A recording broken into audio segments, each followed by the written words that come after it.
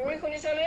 শুনিছোঁ বাইদেউ। Okay okay বাৰু অ'কে আমি আজি আমি প্ৰগ্ৰেমটো আমি ষ্টাৰ্ট কৰোঁ। সকলোকে গুড ইভিনিং আৰু স্বাধীনতা দিৱস জ্ঞাপন কৰিলোঁ। লগতে আজি এই অনুষ্ঠানটি আমি আগবাঢ়িবলৈ গৈছোঁ। সকলোকে মই প্ৰথমে এটা অনুৰোধ থাকিলে, সকলোৱে যেন ছেশ্যনৰ সময়ত চলি থকা সময়ত কোনোৱে যাতে মিউট কৰি ৰাখে যেন, লগতে কোনোৱে যেন স্ক্ৰীনখন শ্বেয়াৰ কৰি নাথাকে। কাৰোবাৰ যদি কিছুমান কুৱেশ্যন এনচাৰ সুধিব থকা হ'লে গুগল মিটৰ ৰাইট ছাইডত চাট বক্সত আগতীয়াকৈ কুৱেশ্যন এনচাৰবোৰ দিব পাৰিব। আমি সেইটো ছেশ্যনটো পিছলৈ ৰখা হৈছে। ইমানতে কৈ মই আজি ছেশ্যনটো আমি ষ্টাৰ্ট কৰিবলৈ গৈছোঁ। মই শৰদাক আজি এই ছেশ্যনটো মই ষ্টাৰ্ট কৰিবলৈ কাৰণে অনুৰোধ জনাইছোঁ। শৰদা, অভাৰ টু ইউ। ধন্যবাদ ভাস্কৰ। নমস্কাৰ। ইয়াত উপস্থিত জয়াগৈ মহাবিদ্যালয়ৰ প্ৰাক্তন ছাত্ৰ সন্মিলনীৰ সন্মানীয় মুখ্য উপদেষ্টা তথা মহাবিদ্যালয়ৰ শ্ৰদ্ধাৰ প্ৰাক্তন অধ্যক্ষা মহোদয়া, প্ৰমুখ্যে মহাবিদ্যালয়ৰ সন্মিলনীৰ সমন্বয়ক শ্ৰদ্ধাৰ বৰুৱা ছাৰ, উপস্থিত আজি আলোচনা চক্ৰৰ সমল ব্যক্তি তথা আলোচক শ্ৰদ্ধাৰ গগৈ ছাৰ, উপস্থিত নুমলীগড় শোধনাগাৰৰ সামাজিক ও মানৱ সম্পদ উন্নয়ন বিভাগৰ মুখ্য প্ৰবন্ধক শ্ৰদ্ধাৰ হেণ্ডিক ছাৰকে প্ৰমুখ্য কৰি মহাবিদ্যালয়ৰ নমস্য শিক্ষাগুৰুবৃন্দ, বিভিন্ন স্থানৰ পৰা অংশগ্ৰহণেৰে এই আলোচনা চক্ৰখনৰ শোভাবৰ্ধন কৰা পৰম শ্ৰদ্ধাৰ অংশগ্ৰহণকাৰীসকল, জয় জয়তী। আপোনালোক আটাইলৈকে ৭৫ সংখ্যক স্বাধীনতা দিৱসৰ হিয়া ভৰা শুভেচ্ছা তথা ওলগ জনাইছোঁ। আশা ৰাখিছোঁ আজিৰ আলোচনাই আপোনাসৱক উপকৃত কৰি আমাক কৃতাৰ্থ কৰিব। মহাবিদ্যালয়ৰ শ্ৰদ্ধাৰ অধ্যক্ষা মহোদয় কৰ্মজীৱনীৰ বিয়লিবিলাক সন্মিলনীয় উপহাৰ হিচাপে আগবঢ়োৱা ৱেবিনাৰখনিৰ পাছতেই বহু আগ্ৰহী অংশগ্ৰহণকাৰীৰ উৎসাহ, মৰম আৰু আশীৰ্বাদৰ ফলস্বৰূপে আজি ৱেবিনাৰখনি বাইদেউৰ এই কাৰ্যকালৰ উপহাৰ হিচাপে আগবঢ়াই স্বাগতম জনাবলৈ পাই আমি নথৈ আনন্দিত হৈছোঁ। এতিয়া মই শ্ৰদ্ধাৰ বাইদেউক আজি অনুষ্ঠানটি আদৰণি জনাবৰ বাবে আদৰণি ভাষণেৰে আৰম্ভ কৰিবৰ বাবে অনুৰোধ জনাই মই বাইদেউলৈ আগবঢ়াই দিছোঁ। ধন্যবাদ শৰৎ। জয়াগৈ মহাবিদ্যালয়ৰ প্ৰাক্তন সন্মিলনীৰ এই দ্বিতীয় পদক্ষেপক মই অতি আনন্দিত আৰু আজি এই বক্তৃতানুষ্ঠানত মোক শুনি আছেনে বাৰু?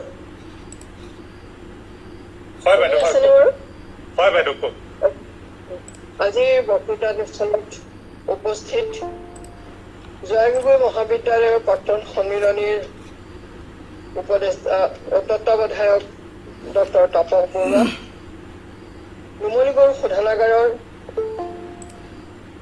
প্ৰবন্ধক মিণ্টু হেণ্ডিক, আমাৰ আজিৰ আলোচনাৰ মুখ্য আলোচক শ্ৰদ্ধাৰ মনোৰম গগৈদেৱ আৰু এই আলোচনা চক্ৰত অংশগ্ৰহণ কৰা বিভিন্ন ঠাইৰ বা বিভিন্ন শিক্ষানুষ্ঠানৰ অংশীদাৰী সুধীবৃন্দ, আজি জয় জয়তে মই ৭৪ সংখ্যক স্বাধীনতা দিৱসৰ বাবে সকলোলৈকে মোৰ আন্তৰিক ওলগ আৰু শুভেচ্ছা জনালো। এই পবিত্ৰ মুহূৰ্তত আমি আজি বিয়লি বেলাত এনে এজন ব্যক্তিৰ বক্তৃতা শুনিবলৈ গৈ আছো, যিজন ব্যক্তিয়ে নিজকে দাবী কৰিব পাৰে যে মই অসমীয়া হোৱাৰ যি গৌৰৱ, সেই গৌৰৱটো এই মুহূৰ্তত মই ইয়াত থাকি ভাবিছো সঁচাকৈ মনোৰম গগৈৰ নিচিনা এজন ব্যক্তিৰ কাৰণে হক আছে যে তেখেতে নিজক অসমীয়া বুলি ক'ব পাৰে। তেখেতৰ ২-৩টা ভিডিঅ' চাই মোৰ এনেকুৱা লাগিল, ক'বলৈ মোৰ ভাষাই নাই। ইমান সুন্দৰকৈ তেখেতৰ থলগিৰিৰ উপস্থাপন। সঁচাকে আমি বোলে পঢ়া শুনা কৰি কি কৰিছো? যিটো শিক্ষা দিছো সেই শিক্ষাৰে আমি কোনো ল'ৰাক চাকৰি এটা দিব নোৱাৰো। যিখন চাৰ্টিফিকেট লৈ সিহঁতে চাকৰি বিচাৰি ফুৰিলে চাকৰি নাপায়। তেনেকুৱা এটা মুহূৰ্তত মনোৰম গগৈ নিচিনা এজন ব্যক্তিয়ে থলগিৰিৰ জৰিয়তে অসমীয়া মানুহখিনিক নতুন এটা দৃষ্টি দিছে আৰু বিশেষকৈ সেইটো আমাৰ বৰ্তমান ছাত্ৰ ছাত্ৰীসকলৰ বাবে অতিকৈ প্ৰয়োজন। আমি আমাৰ ৰাজ্যখন বা আমাৰ দেশখন কিমান প্ৰাকৃতিক সম্পদৰে চহকী বা কিমান স্বাস্থ্যসন্মত খাদ্যৰে সৈতে সম্ভাৰৰ সৈতে পৰিপূৰ্ণ, সেই কথাবিলাক আমি পশ্চিমীয়াৰ ধাকধুমীয়াত সকলো পাহৰি গৈছো। আমি বাহিৰৰ নিচিনা হ'বলৈ যাওঁ, বাহিৰৰ দেশত যি কৰিছে তাক কৰিবলৈ যাওঁ, বাহিৰৰ দেশত পঢ়িবলৈ যাওঁ, থাকিবলৈ যাওঁ, সেই সংস্কৃতিৰে নিজক সজাবলৈ যাওঁ, কিন্তু আমি শিপাডাল পাহৰি গৈছো। স্বামী বিবেকানন্দে খুব ভালকৈ কৈছিল যে এক্সপানশ্যন ইজ লাইফ, কিন্তু আমি নিজকে সৰু কৰি কৰিহে আনি আছো। গতিকে আমাৰ নিচিনা থলুৱা অসমীয়া ল'ৰাবিলাকৰ বা ল'ৰা ছোৱালীবিলাকৰ বা সমাজখনৰ মৃত্যু অৱশ্যম্ভাৱী। কাৰণ আমি নিজৰ ভাষাটো ভালকে ক'ব নোৱাৰো, নিজৰ খাদ্যবোৰো চিনি নাপাওঁ, যিবিলাক গছ গছনি আছে গছ গছনিৰ নামো নেজানো, তাৰ উপকাৰিতা কি তাকো নেজানো। গতিকে আমি আমাৰ নিজৰ সংস্কৃতিটোক জানিবলৈ বুজিবলৈ অকণো চেষ্টা কৰা নাই। যিবোৰ চিলেবাছ আমাক পঢ়াই আছে সেই চিলেবাছবোৰে আমাক কেতিয়াও মানুহ নকৰে। সেই চিলেবাছবিলাকে আমাক সদায় লোকৰ মুখলৈ চোৱাহে কিছুমান কেৰেণী তৈয়াৰ কৰিব। গতিকে মই সমস্ত ছাত্ৰ সন্মিলনীক আগ্ৰহ কৰিম যে এনেকুৱা ধৰণৰ বক্তৃতানুষ্ঠানবিলাক পাতি যাতে আমাৰ ছাত্ৰ ছাত্ৰীসকলক চকু খোলাব পাৰি, আমি নিজৰ শিপাডাল যাতে চিনি পাওঁ। গতিকে মই আজিৰ এই বক্তৃতানুষ্ঠান সফল হ'ব বুলিতো ভাবিছোৱেই আৰু সকলোকে অনুৰোধ জনাম, সকলোকে এই মুহূৰ্তত মই প্ৰাক্তন সন্মিলনীলৈ আদৰণি জনাইছো আৰু সকলোকে অনুৰোধ জনাম যাতে শেষলৈকে সৈতে থাকি মনোৰম গগৈক উৎসাহিত কৰে, মনোৰম গগৈৰ পৰা যিখিনি জানিব লগা আছে জানে আৰু উপযোগ কৰি প্ৰশ্ন সুধি যাতে আমি আমাৰ যিবিলাক খুটনি আছে সেই খুটনিখিনি মাৰিবলৈ চেষ্টা কৰিব পাৰো। মই বৰ বিশেষ নকওঁ, ইয়াকে কৈ মই আজিৰ বক্তৃতানুষ্ঠানক সকলোকে পুনৰবাৰ আদৰণি জনাই মোৰ বক্তব্যত সামৰণি মাৰিম। ধন্যবাদ।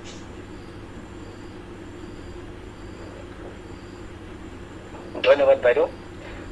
আপোনাৰ এই মমতাময়ী মাতৃত্বৰ চেনেহে আমাক সদায় জীপাল কৰি আহিছে। আপোনাৰ এই মৰম সনা আদৰণিয়ে ইয়াত উপস্থিত আটাইকে সজীৱ কৰি তোলাৰ বাবে পুনৰবাৰ আপোনাক ধন্যবাদ জ্ঞাপন কৰিছোঁ। আপোনাক আমি সদায় আপোনাৰ আদৰ্শৰে আমি সদায় আপোনাকে পথ প্ৰদৰ্শক হিচাপে লৈ আমি সদায় আগবাঢ়ি যাম। আপুনি সদায় আমাৰ পথ প্ৰদৰ্শক হৈ ৰওক, তাৰে কামনা কৰি পুনৰবাৰ বাইদেউক ধন্যবাদ জ্ঞাপন কৰিছোঁ। ইয়াৰ পাছতেই মই বহু ব্যস্ততাৰ মাজতো আমাৰ অনুৰোধ ৰক্ষা কৰি আমাৰ মাজত উপস্থিত থকা এজন নিষ্ঠাৱান সমাজ সেৱক তথা ৰাইজৰ দুখত দুখী হৈ সুখত বিলীন হৈ প্ৰতিটো ক্ষেত্ৰতে সমাজক আগুৱাই নিবলৈ আপ্ৰাণ চেষ্টা কৰা সমাজ সেৱক তথা নুমলীগড় বিভাগৰ সামাজিক ও মানৱ সম্পদ উন্নয়ন বিভাগৰ মুখ্য প্ৰবন্ধক শ্ৰদ্ধা মিণ্টু সন্দিকৈ ছাৰক আজিৰ এই অনুষ্ঠানটি শুভ উদ্বোধন কৰিবৰ বাবে মই অনুৰোধ জনাই ছাৰলৈ আগবঢ়াই দিছোঁ।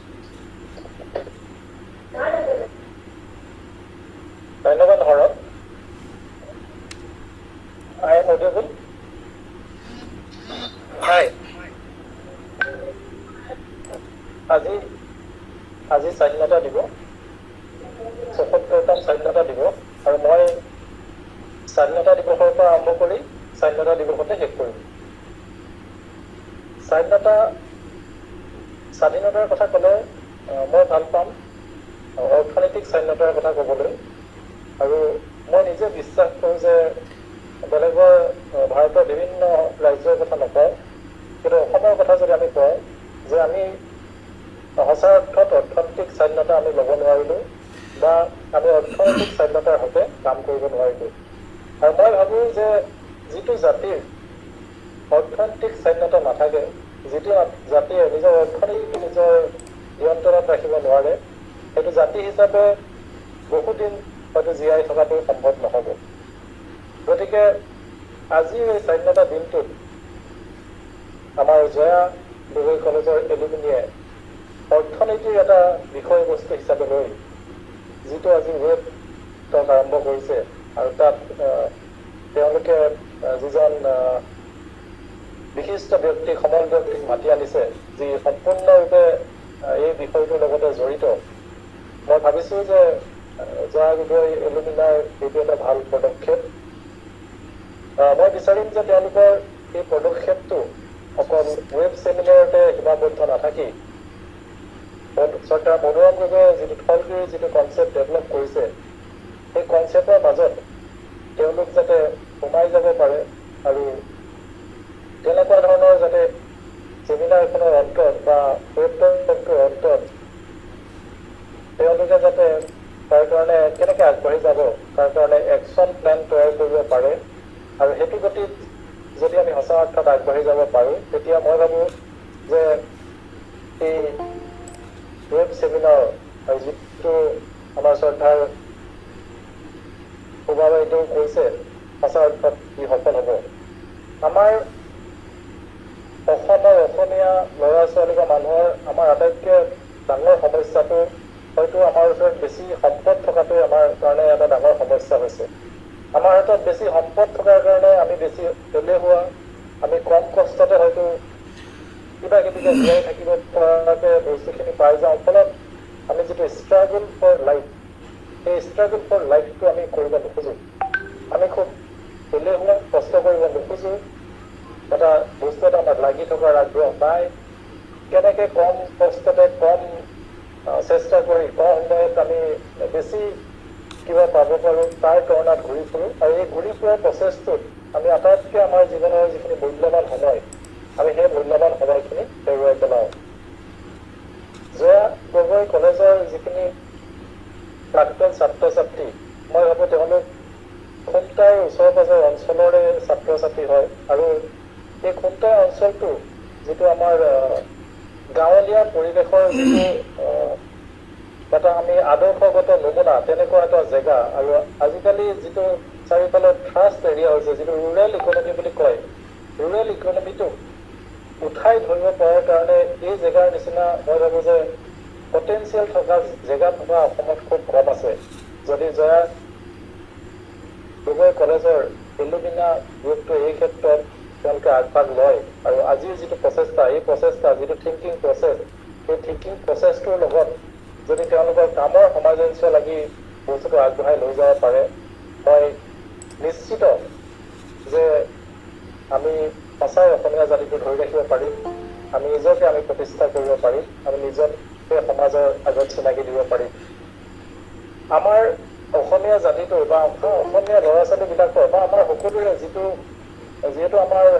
এণ্টাৰপ্ৰিনাৰ বুলি যিটো কওঁ আমি উদ্যোগ পঢ়াৰ যিটো মানসিকতা বুলি কওঁ ব্যৱসায় কৰাৰ যিটো মানসিকতা কওঁ সেইটো আচলতে আমাৰ নাই আমি সদায় চাকৰি পিছে পিছে দৌৰোঁ চাকৰি বিচাৰোঁ কাৰণ চাকৰিটোত এটা ৰেগুলাৰ ইনকাম থাকে আমি ভাবোঁ যে কষ্ট কম থাকে ফলত আমি ব্যৱসায় বাণিজ্য এনেকুৱা ক্ষেত্ৰত আমি কেতিয়াও যাব নোৱাৰোঁ আৰু আমি সকলোৱে জানো যে বাণিজ্য ভগৱতী লক্ষ্মী আৰু আমি যদি অৰ্থনৈতিক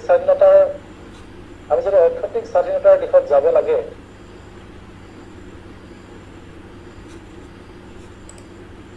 আমাৰ অডিঅ'ৰ লিংকটো কাটিছে নেকি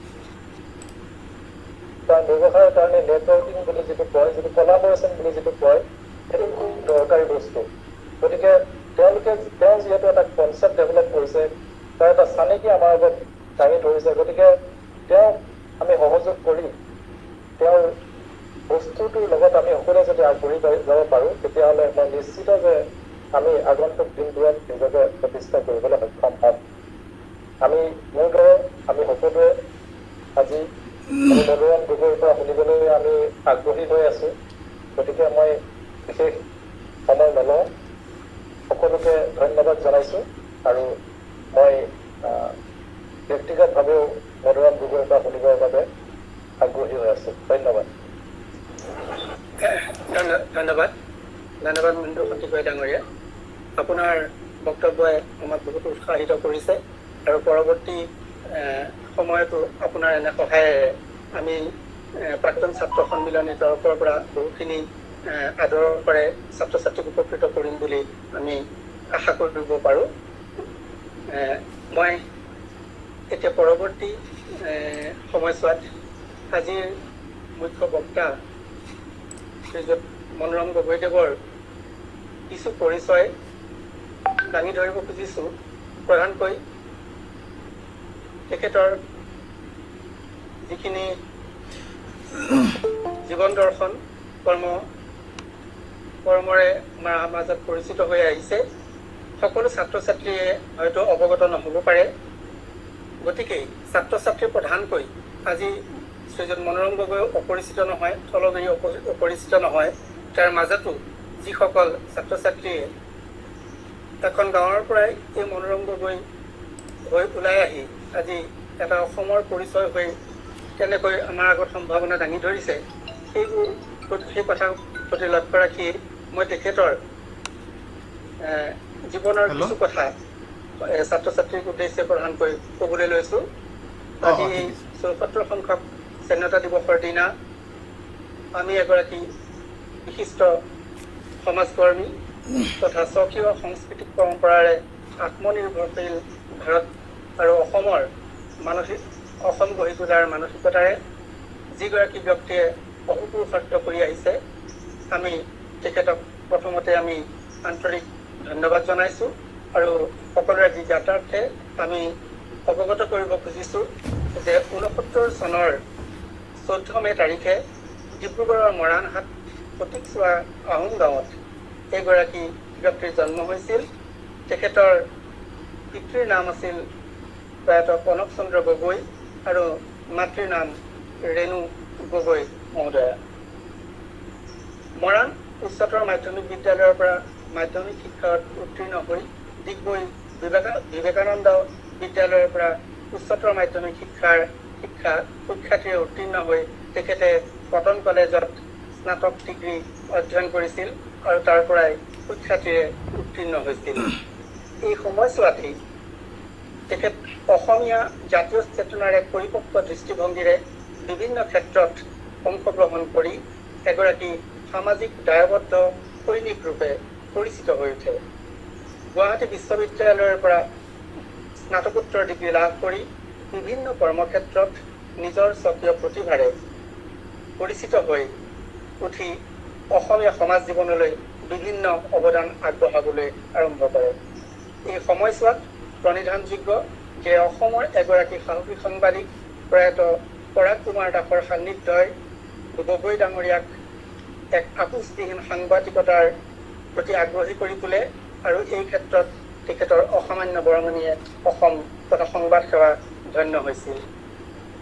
নিজৰ আদৰ্শ দৃষ্টিভংগী আৰু দৃঢ়তা মনোবলেৰে মনোৰম গগৈ ডাঙৰীয়াই বিভিন্ন ক্ষেত্ৰত নিজকে আত্মনিয়োগ কৰিছিল। তেখেতৰ প্ৰথম সাংবাদিক জীৱন আৰম্ভ হয় বুধবাৰ নামৰ এখন জাতীয় চেতনা সমৃদ্ধ জনপ্ৰিয় বাতৰি কাকতৰ যোগেদি। 1989 চনত 89 চনৰ পৰা 94 চনলৈকে সত্যনিষ্ঠ সাংবাদিকতাৰ লগতে জাতীয়তাবাদী চিন্তাধাৰাৰে নিজৰ দৰ্শনক প্ৰতিষ্ঠা কৰি পৰৱৰ্তী সময়ত আগান নামৰ এখন সংবাদপত্ৰ সহকাৰী সম্পাদক হিচাপে কাৰ্যনিৰ্বাহ কৰিছিল আৰু বৰ্তমানেও সৰ্বাধিক প্ৰচলিত হৈ থকা অসমীয়া প্ৰতিদিন কাকতত তেখেত প্ৰথমতে জ্যেষ্ঠ উপসম্পাদক আৰু প্ৰতিদিন সম্ভাৰ আলোচনীখনৰ সম্পাদক ৰূপে আৰু পিছলৈ সহকাৰী সম্পাদক ৰূপে কাৰ্যনিৰ্বাহ কৰি সুখ্যাতিৰে অসমীয়া সমাজৰ পাঠক সমাজৰ মাজত গভীৰভাৱে ৰেখাপাত কৰিবলৈ সক্ষম হয়। ইয়াৰ পিছতেই দূৰদৰ্শনৰ যোগেদি DY 365 নামৰ চেনেলটোৰ যোগেদি তেখেতে ডেপুটি এডিটৰ হিচাপে সুখ্যাতিৰে কাৰ্যনিৰ্বাহ কৰি নিজৰ পৰিচয় দাঙি ধৰে। আমি সাংবাদিক কৰ্মক্ষেত্ৰখনৰ বাহিৰেও তেখেতৰ কেইখনমান গুৰুত্বপূৰ্ণ ৰচনা আমি দেখিবলৈ পাওঁ। তাৰ ভিতৰত প্ৰধানকৈ জাহ্নু বৰুৱাই ৰচনা কৰা জাহ্নু বৰুৱাই চলচ্চিত্ৰ নিৰ্মাণ কৰা সাগৰলৈ বহুদূৰ চলচ্চিত্ৰখনৰ ঔপন্যাসিক ৰূপান্তৰ হিচাপে সাগৰলৈ বহুদূৰ উপন্যাসখন তেখেতে ৰচনা কৰিছিল 1995 চনত। ইয়াৰ পিছত তেখেতৰ এখন গুৰুত্বপূৰ্ণ সাংবাদিক জীৱনৰ সময়ছোৱাৰ কাহিনীৰে পৰাগদাৰ সান্নিধ্যত নামৰ এখন গ্ৰন্থই সেই সময়ত যথেষ্ট জনপ্ৰিয়তা লাভ কৰিছিল। ইয়াৰ পিছত তৃতীয়খন সাংবাদিকতাত নৈতিকতা এজন সাংবাদিকৰ আত্ম অনুসন্ধান নামে 2013 চনত প্ৰকাশিত গ্ৰন্থখনেও অসমত যথেষ্ট জনপ্ৰিয়তা অৰ্জন কৰিবলৈ সক্ষম হৈছিল। ইয়াৰ বাহিৰেও তেখেতে সম্পাদিত গ্ৰন্থকেইখনৰ ভিতৰত চাহ পোহৰত অৰুণাচল আৰু মন কৰিলেই চন সৰু বৰ মানুহৰ উত্তৰণৰ কাহিনী নামেৰে তেখেতে গ্ৰন্থ ৰচনা কৰি আমাৰ অসমীয়া সাহিত্য জগতলৈ অসামান্য বৰঙণি আগবঢ়াইছিল। বৰ্তমানলৈকে মনোৰম গগৈ ডাঙৰীয়াই জন্ম লগ্নৰে পৰা বিভিন্ন অনুষ্ঠান প্ৰতিষ্ঠানত জড়িত হৈ সামাজিক উন্নয়নৰ ক্ষেত্ৰত বৰঙণি যোগাই আহিছে।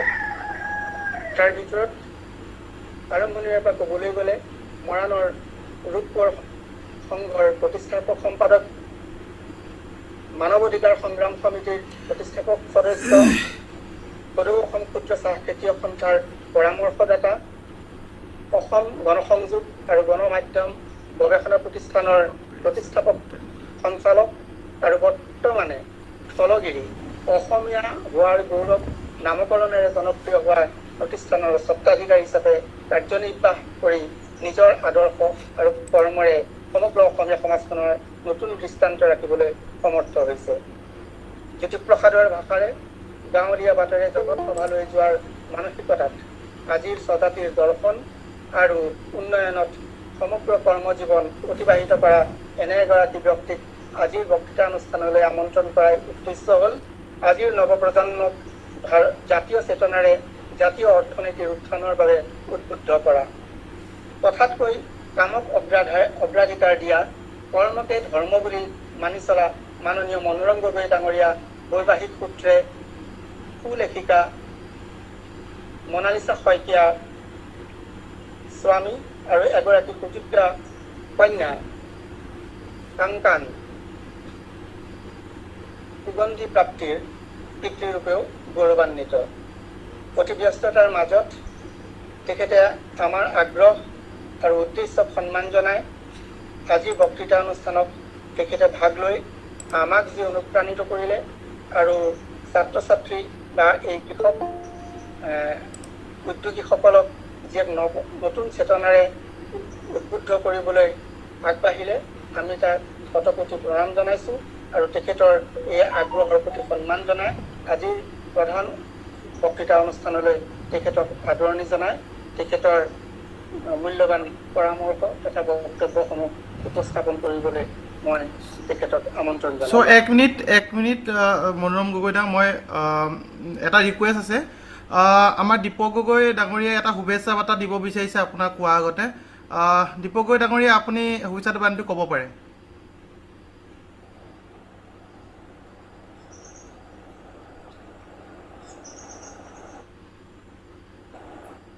এইখিনিতে কওঁ, জয়া গগৈ মহাবিদ্যালয়ৰ পৰিচালনা সমিতিৰ সভাপতি শ্ৰীযুত দীপক গগৈ ডাঙৰীয়া আমাৰ মাজত আছে আৰু তেখেতে মনোৰম গগৈৰ এই বক্তৃতা অনুষ্ঠানত আমাক যথেষ্ট উৎসাহ জনাইছে।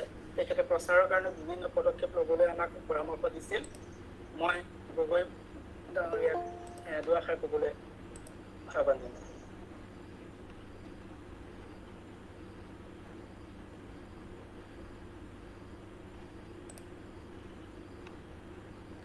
আপোনাৰ মাইক্ৰফোনটো অন কৰি লওক, মাইক্ৰফোনটো অন কৰি লওক।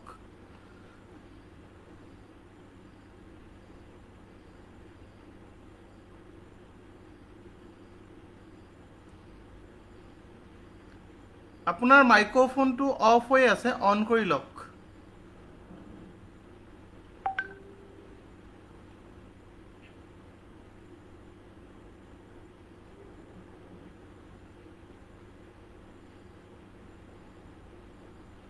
ভাস্কৰ তেখেতক লাইনত পাইছানে?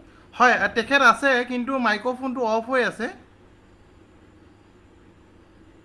হয় আহিছে হয় আহিছে ছাৰ হয় মানে হেৰি মোৰে ক'বাৰ হেৰি সৌভাগ্য যে মানে যোৱাকালি মই মানে লগ পাইছিলোঁ মই আৰু 2 বা 4 এটা কথা মানে মই মানে হেৰি হৈছিলে আৰু মই এইখিনিতে মই কওঁ আমাৰে মানে দুৰ্ভাগ্য নে সৌভাগ্য মানে মই ক'ব নোৱাৰোঁ আমাৰ মানে কোনটাতে আমাৰ হেৰি আছে আমাৰ মানে কৃষি বিকাশ কেন্দ্ৰ আমাৰ মানে খুমটামে গাঁৱতে আছে মানে কৃষি বিকাশ কেন্দ্ৰ আৰু বেলেগ মানে বেলেগ মানে ৰাজ্য যদি মানে এখন গাঁৱত যদি এটা যদি মানে কৃষি বিকাশ কেন্দ্ৰ মানে হয় তো সেইখন মানে গাঁৱৰ মানে কিমান হ'ব মানে উন্নতি বা আমুক তামুক কিন্তু অতিমান দুৰ্ভাগ্যৰ মানে কথা যে আজি আমাৰ এই গাঁওখনৰ যিটো মানে কৃষি বিকাশ কেন্দ্ৰ তাত সেই কৃষি বিকাশ কেন্দ্ৰটোত কি হৈ আছে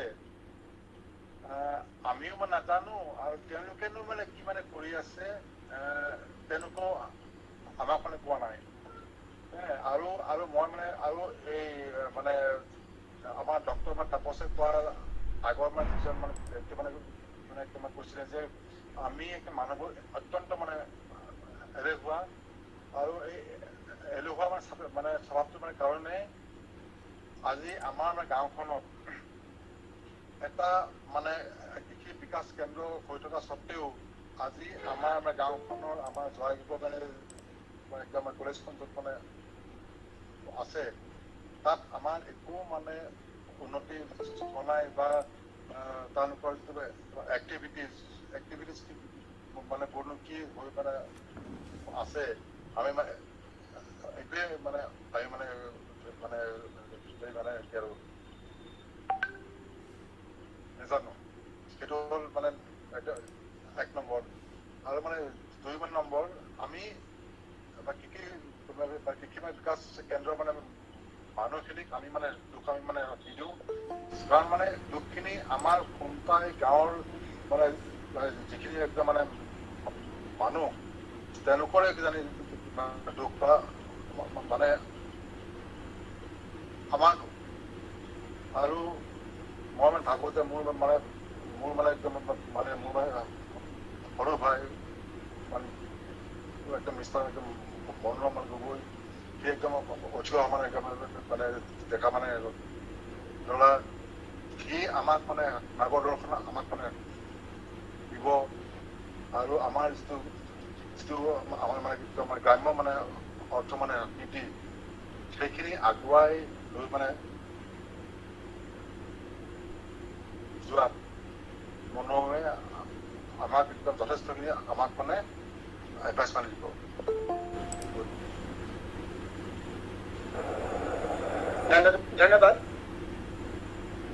ধন্যবাদ দীপক গগৈ মহোদয় আপুনি আমি সৌভাগ্য যে আপোনাক লগ পালোঁ এতিয়া মই আজি প্ৰধান বক্তা শ্ৰীযুত মনোৰম গগৈদেৱক তেখেতৰ বক্তব্য উপস্থাপন কৰিবলৈ অনুৰোধ কৰিলোঁ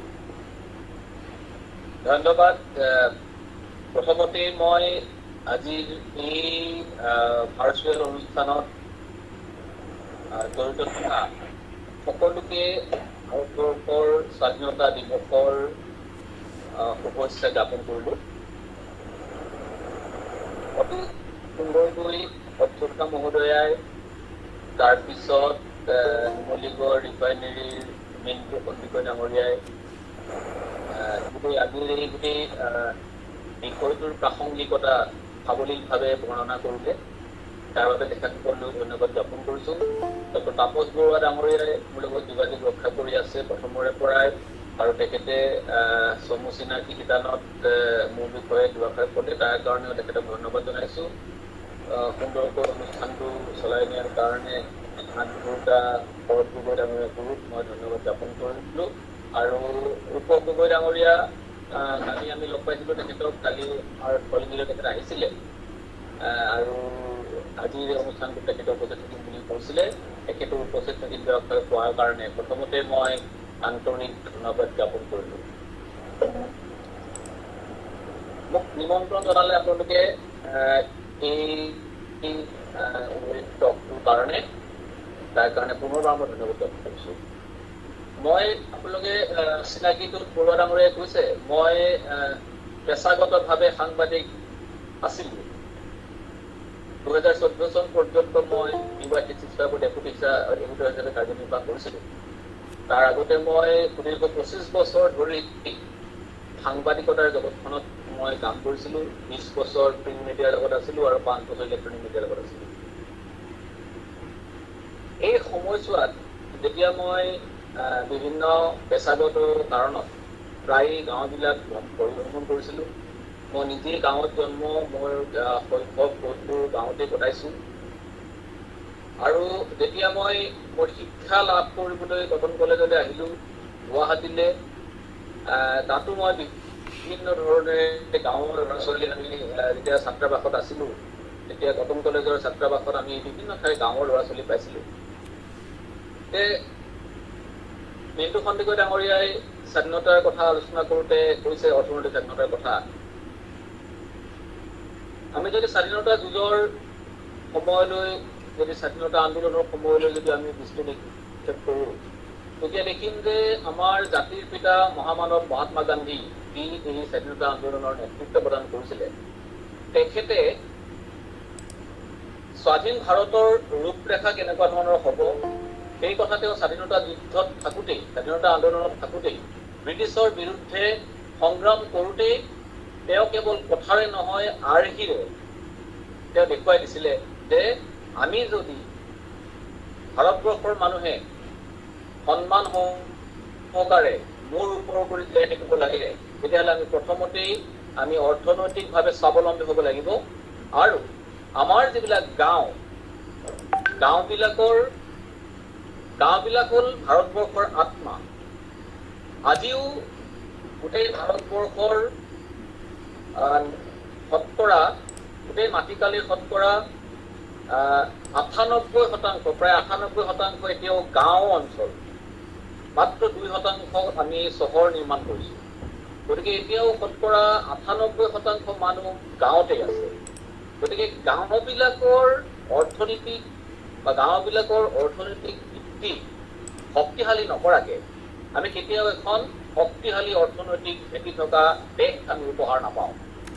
গতিকে আমি আজি যদি ভাৰতবৰ্ষ অৰ্থনৈতিকভাৱে শক্তিশালী হ'ব লাগে, বা আমি ভাৰতবৰ্ষলৈ নাযাওঁ, আমি যদি অসমৰ কথা যদি আমি আলোচনা কৰিব লাগে, তেতিয়াহ'লে অসমখনৰ যদি অৰ্থনৈতিক ভিত্তি যদি আমি শক্তিশালী কৰিব লাগে, তেতিয়াহ'লে আমাৰ প্ৰথম কাৰ্যসূচী হ'ব, এই চৰকাৰী কাৰ্যসূচীয়ে হওক, বেচৰকাৰী কাৰ্যসূচীয়ে হওক, এয়া হ'ল গাঁওবিলাকক আমি অৰ্থনৈতিকভাৱে স্বাৱলম্বী কৰা, আৰু স্বাৱলম্বিতাৰে আমি গাঁওবিলাকক শক্তিশালী কৰিব পাৰিম অৰ্থনৈতিকভাৱে। গতিকে সেই ধাৰণাটো আমি স্বাধীনতা লাভ কৰাৰ আগৰ পৰাই আমাৰ স্বাধীনতাৰ মুক্তি সংগ্ৰামীসকলে আমাক এই পথ দেখুৱাই দিছে। পৰৱৰ্তী সময়তো আমি দেখিছোঁ যে মহাত্মা গান্ধীৰ আদৰ্শেৰে আমাৰ গাঁওবিলাকক সবলীকৰণ কৰাৰ কাম আৰম্ভ হৈছিল, যদিও বিভিন্ন কাৰণত ই পূৰ্ণতা হোৱা নাই বা নাপালে।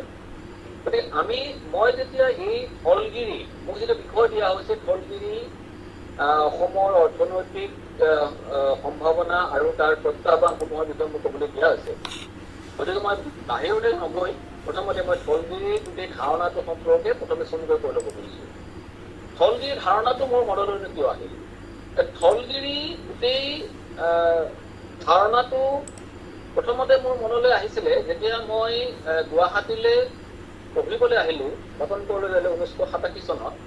তেতিয়া কটন কলেজৰ হোষ্টেলত থাকোঁতে মোৰ মনত হঠাতে ভাৱ হ'ল যে মই ইমান দিনে ঘৰত ভাত খাওঁতে যি চাউলৰ সোৱাদ পাইছিলোঁ, গুৱাহাটীৰ হোষ্টেললৈ আহি কটন কলেজৰ হোষ্টেলত যি ভাত খালোঁ, এই ভাতত মই এই সোৱাদটো নাপাওঁ। মই নিজে গাঁৱৰ ল'ৰা, মোৰ দেউতা শিক্ষক আছিল, যদিও আমাৰ খেতি বাতি আছিলে, আমি খেতি বাতি প্ৰায় পঞ্চম শ্ৰেণীত থকাৰ পৰাই মোৰ মনত পৰে আমি নাঙল ধৰিছিলোঁ, খেতিলৈ গৈছিলোঁ আৰু আমি নিজৰ খেতিৰ উৎপাদনৰ ধানেৰে আমি আমাৰ পৰিয়ালটো চলিছিলে গোটেই বছৰটো। গতিকে আমি ঘৰৰ পৰা ঘৰত আমি আমাৰ নিজৰ পথাৰত উৎপাদন কৰা ভঁৰালত সাঁচি থোৱা সেই ধানেই আমি খাইছিলোঁ, সেই চাউলে আমি খাইছিলোঁ। গতিকে এই গুৱাহাটীলৈ আহি যেতিয়া মই চাউল খালোঁ বা ভাত খালোঁ হোষ্টেলত, তেতিয়া মই সেই ভাতটো সোৱাদ নাপালোঁ। কিয় সোৱাদ নাপালোঁ মোৰ মনত প্ৰশ্ন জাগিছিলে, কিন্তু বহুত বেছি মই ভিতৰলৈ যোৱা নাছিলোঁ। কিন্তু যেতিয়া মই সাংবাদিকতালৈ আহিলোঁ আৰু তেতিয়া মই হোষ্টেলৰ পৰা ওলাই মই মেছত থাকিলোঁ, ভাড়াঘৰত থাকিলোঁ, নিজে বজাৰ কৰি নিজে ভাত ৰান্ধি মই যেতিয়া খালোঁ, তেতিয়া মই যেতিয়া গুৱাহাটীৰ গ্ৰচাৰী দোকানলৈ বা গেলামালৰ দোকানলৈ যাওঁ, তেতিয়া বজাৰ কৰোঁতে সদায় চাউলটোৰ নাম সোধোঁ। যিটো নাম মই চাউলৰ সোধোঁ, দোকানীজনে যিটো উত্তৰ দিয়ে, সেই নামটো আমি ঘৰত কৰা চাউলবিলাকৰ নামৰ লগত নিমিলে। আমি ঘৰত চাউলটো সোৱাগমণি ধানৰ খেতি কৰিছিলোঁ, আমি বিভিন্ন জহা বৰা ধানৰ খেতি কৰিছিলোঁ, বিভিন্ন শালি ধানৰ খেতি কৰিছিলোঁ। সেইবিলাকৰ নামৰ সৈতে এই নামটো আমাৰ নিমিলে। তাৰপিছত যেতিয়া মই আৰু অলপ বেছি ভিতৰলৈ যেতিয়া সাংবাদিকতাত মই অনুসন্ধান কৰিলোঁ, তেতিয়া মই দেখিলোঁ যে আমাৰ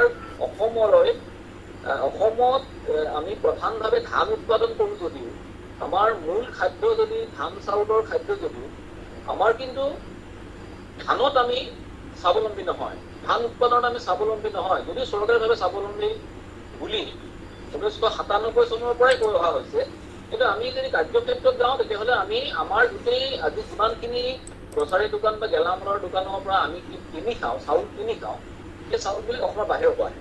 সেইকাৰণে সেই অসমৰ বাহিৰৰ চাউল আমি কিনি খাব লগা হোৱাৰ কাৰণে সেই চাউলৰ সোৱাদ নাপাওঁ। মই যেতিয়া ঘৰলৈ যাওঁ, ঘৰত যেতিয়া মই আমাৰ নিজৰ উৎপাদনৰ চাউল খাওঁ, তেতিয়া সেই সোৱাদটো মোৰ আকৌ জিভাত লাগি থাকে।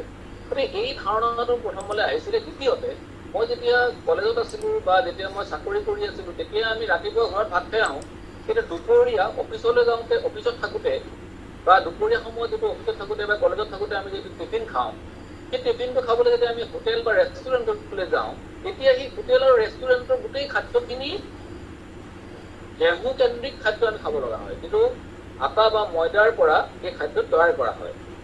তেতিয়া মোৰ মনলৈ আহিল যে আমি আমাৰ পথাৰবিলাকত, অসমৰ কোনো পথাৰত পৰম্পৰাগতভাৱে আমাৰ ককা দেউতা আজু ককাহঁতে কেতিয়াও ঘেঁহু খেতি কৰা নাছিল।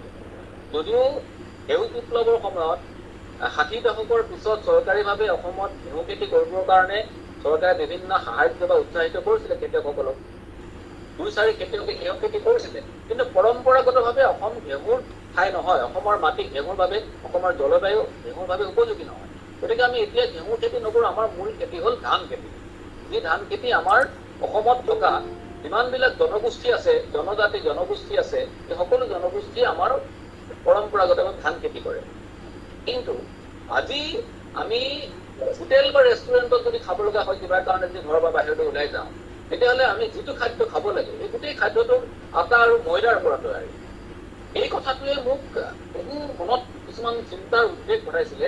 আৰু তেতিয়া মই যেতিয়া পঢ়িবলৈ আৰম্ভ কৰিলোঁ, বিভিন্ন ধৰণৰ কিতাপ পঢ়িলোঁ, বিভিন্ন ধৰণৰ ইণ্টাৰনেটত তথ্য আমি সংগ্ৰহ কৰি চালোঁ, তেতিয়া মই দেখিলোঁ যে আমাৰ ইয়াত আমি যিটো 1826 চনৰ আগতে, যেতিয়া আমি ব্ৰিটিছৰ অধীনলৈ যোৱা নাছিলোঁ, আমি সম্পূৰ্ণভাৱে স্বাৱলম্বী আছিলোঁ, একদম আমি স্বাৱলম্বী জাতি আছিলোঁ। 1826 চনৰ 92 সন্ধিৰ আগত অসমৰ জনগণে এটা বস্তু বাহিৰৰ পৰা আমদানি কৰিবলৈ ভাল আছিল, অন্ন, বস্ত্ৰ আৰু বাসস্থান।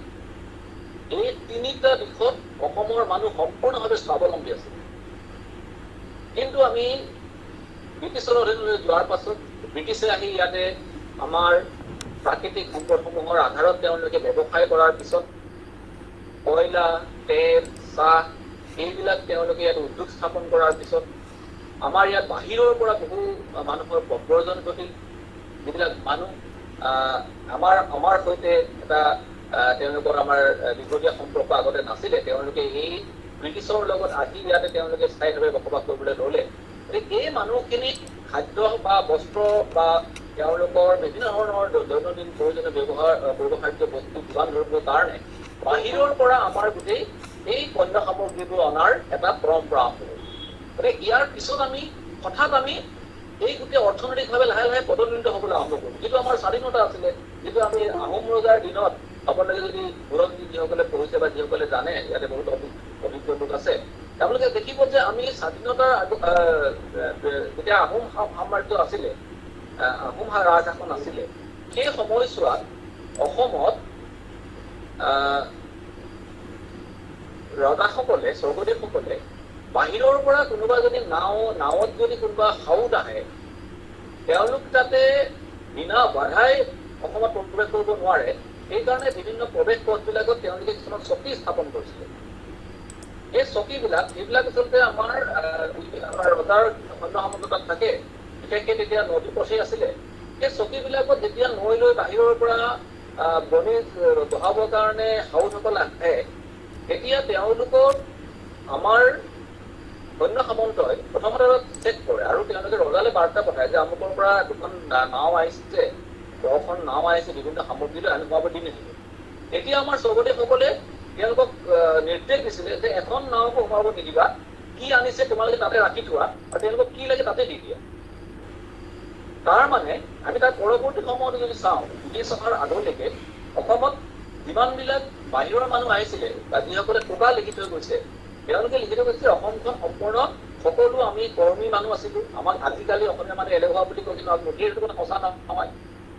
যদি আমি মোগলক 17 বাৰ আক্ৰমণ কৰোঁতে আমাৰ সৈন্যই যে তেওঁলোকক হতুৱাইছিলে, পৰাভূত কৰিছিলে, সেই সময়ৰ পৰা যদি আমি চাওঁ, বিভিন্ন ধৰণৰ কৌশল, বুদ্ধি আৰু অতি পৰিশ্ৰমৰ জৰিয়তে আমি বিদেশী আক্ৰমণ ইয়াৰ পৰা উভৰাইছিলে। আৰু গোটেই আমাৰ এই অঞ্চলটো সেই সময়ৰে পৰা অৰ্থনৈতিকভাৱে আমাৰ সম্পদ যাতে কোনোবাই আমাৰ পৰা লৈ যাব নোৱাৰে, সেইটো নিশ্চিত কৰিবৰ কাৰণে তেওঁলোকে বিভিন্ন ধৰণৰ প্ৰচেষ্টা চলাইছিলে। কিন্তু ব্ৰিটিছ অহাৰ পাছৰ পৰা সেই পৰম্পৰা ভংগ হ'ল। তাৰপিছত 1947 চনৰ স্বাধীনতা লাভ কৰাৰ পিছত যেতিয়া আমাৰ দিল্লী কেন্দ্ৰিক শাসন ব্যৱস্থাটো আমি আদৰণি জনালো, আমি আঁকোৱালি ল'লো, তেতিয়া আমাৰ যিটো সম্পদ, সেই সম্পদৰ বহিৰ্গমন আৰম্ভ হ'ল। অকল সম্পদৰ বহিৰ্গমনেই নহয়, আমি আমাৰ যিটো সম্পূৰ্ণ স্বনিৰ্ভৰশীল আমাৰ দৈনন্দিন জীৱন যাপন আছিল, যে আমি অন্ন বা আমি ধান, আমি যিমান খোৱা বস্তু আছিলে সকলো খোৱা বস্তু আমি নিজে উৎপাদন কৰি লৈছিলো। ব্ৰিটিছ অহাৰ পিছত আমাৰ তালৈ নিমখ আহিলে, কিন্তু তাৰ আগতে আমি খাৰ খাইছিলো বা আমি ৰক চক বা আমি পাহাৰৰ পৰা আমাৰ ৰজাৰ দিনত আমাৰ যিখন আমাৰ এতিয়া লংপটীয়া বুলি গাঁও আছে, সেইখন এটা পৰম্পৰা আছে আমাৰ চৰাইদেউৰ লংপটীয়া। সেই লংপটীয়া গাঁৱৰ পৰা 7টা পাহাৰ পাৰ হৈ নগা পাহাৰৰ ইফালে 7টা পাহাৰ পাৰ হৈ তাতে নিমখৰ পোং আছিলে। এই নিমখৰ পোঙৰ পৰা নিমখ আনিবৰ কাৰণেও আমাৰ এটা পাইক শ্ৰেণী এই সময়ত ৰজাই সৃষ্টি কৰিছিলে। গতিকে এই গোটেইখিনি লৈ আমাৰ গোটেই যিমান খাদ্য সামগ্ৰী আমাক লাগে, এই গোটেই খাদ্য সামগ্ৰী আমাৰ নিজে আমি উৎপাদন কৰি লৈছিলো। গতিকে আমাৰ গোটেই উৎপাদনৰ সামগ্ৰীবিলাক আমাৰ সেইকাৰণে আমাৰ ধান চাউলৰ পৰা আমাৰ উৎপাদিত, আমি ধান চাউলে যে ধানৰ খেতিয়ে যে সেইটো কৰিছিলো, উৎপাদিত সামগ্ৰী আছিলে।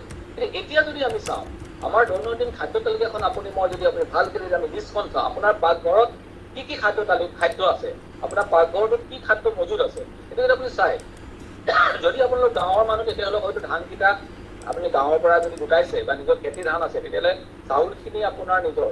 তাৰ বাহিৰে আপুনি যদি হিচাপ কৰে, আমি আমাৰ যদি পাকঘৰত থকা মিঠাতেলখিনি বাহিৰৰ পৰা আহে, গুজৰাট বা অন্য উত্তৰ ভাৰতৰ বিভিন্ন ঠাইৰ পৰা আহে, দালি বাহিৰৰ পৰা আহে। এতিয়া আমাৰ ভাৰতবৰ্ষই বহু পৰিমাণে বিভিন্ন দালি বিদেশৰ পৰা আমদানি কৰে, দালি বাহিৰৰ পৰা আহে। আমি যিমানবিলাক আমি ৰাতিপুৱা গধূলি খাওঁ, ৰাতিপুৱা যদি ব্ৰেকফাষ্টৰ পৰা আমি ডিনাৰলৈকে, পুৱাৰ আহাৰৰ পৰা ৰাতি আহাৰলৈকে আমি খাদ্য তালিকাখন চাওঁ, তেতিয়া দেখিম যে তাত বেছিভাগেই আমি বাহিৰৰ খাদ্য, বাহিৰৰ ওপৰত নিৰ্ভৰশীল। এই যে আমি বাহিৰৰ ওপৰত নিৰ্ভৰশীল হৈ গ'লো, ফলত আমি কি কৰিলো, আমাৰ নিজৰ যিটো খাদ্যাভ্যাস আছিলে, আমি যিটো খাদ্য খাইছিলো আমি আৰম্ভণিৰ পৰা, এই নিজৰ খাদ্যাভ্যাসটো আমি এৰি দিলো। আমি কেতিয়া কেনেকে এৰি দিলো, এইবিলাক আচলতে এটা গৱেষণাৰ বিষয়। মই ভাবো এইবিলাক শৈক্ষিক আৰু সামাজিক গৱেষণা, অৰ্থনৈতিক গৱেষণাৰ জৰিয়তে আমি এই তথ্যবিলাক উলিয়াব লাগে। আমি কেতিয়া এৰি দিলো, কেতিয়া আমি জলপান খাবলৈ এৰি দিলো, কেতিয়া আমি চিৰা জলপান খাবলৈ এৰি দিলো, কেতিয়া আমি কোমল চাউল, সান্দহগুৰি, ভজা পিঠাগুৰি, এইবিলাক এটা সময়ত আমাৰ ৰাতিপুৱাৰ আহাৰ আছিলে বা আমাৰ এইটো জলপান আছিলে, এইবিলাক কেতিয়া এৰি দিলো। সেই কথাখিনি আমি আচলতে প্ৰথমতে তথ্যসমূহ আমি বিশ্লেষণ কৰিব লাগে। গতিকে আমাৰ গোটেই কথাটো হ'ল যে থলগিৰি ধাৰণাটো এই তেনেকুৱা ধৰণৰ চিন্তাৰ পৰা উদ্ভূত হৈছিলে যে যিটো জাতি আজি 200 বছৰ হোৱা নাই, 2026 চনত 200 বছৰ হ'ব, 1826 চন 99 সন্ধিৰ আগলৈকে যিটো জাতি সম্পূৰ্ণ স্বনিৰ্ভৰশীল আছিলে। আমি খাদ্য, আমাৰ বস্ত্ৰ, আমি বস্ত্ৰ নিজে তৈয়াৰ কৰি লৈছিলোঁ। আমাৰ যিটো আমাৰ কবচ কাপোৰৰ ধাৰণা আছিলে, ৰাতিটোৰ ভিতৰতে পত্নীয়ে স্বামীক যুদ্ধলৈ যাবৰ কাৰণে ৰাতিটোৰ ভিতৰতে সূতা, কাটি, কাপোৰ বৈ পিন্ধাই পঠাব লাগিছিলে। গতিকে এনেকুৱা পৰম্পৰা আছিলে। আমাৰ গাঁওবিলাকত প্ৰত্যেকগৰাকী মহিলাই কাপোৰ বব জানিছিলে। যিসকল জীয়ৰী বোৱাৰীয়ে সূতা কাটিব নাজানে, কাপোৰ বব নাজানে, তাঁতশালত বহিব নাজানে, তেওঁলোকক নকৰি বুলি হাঁহিছিলে। গতিকে আমাৰ এনেকুৱা এটা পৰম্পৰা থকা আমি এটা জাতিয়ে কেনেকে আমি খাদ্যৰ ক্ষেত্ৰত সম্পূৰ্ণ পৰনিৰ্ভৰশীল হৈ গলো আৰু বস্ত্ৰৰ ক্ষেত্ৰত আমি এতিয়া সম্পূৰ্ণ পৰনিৰ্ভৰশীল হৈ গলো। গতিকে এই কথাবিলাক মনলৈ আহিছিলে মোৰ। আৰু আমি যদি গৃহ নিৰ্মাণৰ ক্ষেত্ৰত কওঁ, অন্ন, বস্ত্ৰ, বাসস্থান, আজি আমি আধুনিক শৈলীৰ গৃহ নিৰ্মাণৰ পূৰ্বে আমাৰ যিবিলাক বিভিন্ন জনগোষ্ঠীৰ মাজত পৰম্পৰাগত গৃহ নিৰ্মাণ শৈলী আছিলে, আপোনালোকে মনত ৰাখিব, আপোনালোকে ভালকে মন কৰিব, সেই ঘৰবিলাকৰ যিমান তাৰ বয় বস্তু লাগে, যিবিলাক উপাদান ঘৰবিলাক সজাৰ, এই গোটেইখিনি আমাৰ অঞ্চলতে প্ৰাকৃতিকভাৱে উভয়নদী সম্পদৰ পৰাই সেই আমি বাসস্থান আমি নিৰ্মাণ কৰিছিলো। এতিয়া আমি আপুনি চাওক, প্ৰতিটো ক্ষেত্ৰতে আমি আমাৰ যিবিলাক সম্পদ, এই সম্পদবিলাকক আমি অৱহেলা কৰি লৈছিলো। আৰু আটাইতকৈ ডাঙৰ কথাটো হ'ল যে আপোনালোকে আজি এখন মহাবিদ্যালয়ে এই অনুষ্ঠানটো আয়োজন কৰিছে, মোৰ বিৰাট ভাল লাগিছে যে আমি যিটো আমাৰ শিক্ষা ব্যৱস্থা, ব্ৰিটিছে প্ৰৱৰ্তন কৰা এটা আধুনিক শিক্ষা ব্যৱস্থা, যিটো শিক্ষা ব্যৱস্থাই আমাক আজিলৈকে কেৱল চাকৰিমুখী প্ৰৱণতালৈ আমাক টানি লৈ গুচি গৈছে। বা আমাৰ অভিভাৱকসকলেও এতিয়া ল'ৰা ছোৱালীক চাকৰিমুখী এটা প্ৰৱণতাৰে তেওঁলোকক আগবঢ়াই লৈ যাবলৈ ভাল পায়। এনেকুৱা এটা পৰিৱেশ আমাৰ ইয়াত সৃষ্টি হৈছে। গতিকে আমাৰ গোটেই কথাটো আছিলে যে এই আমাৰ এটা আমি পৰনিৰ্ভৰশীল এটা ব্যৱস্থাৰ মাজলৈ সোমাই গলো।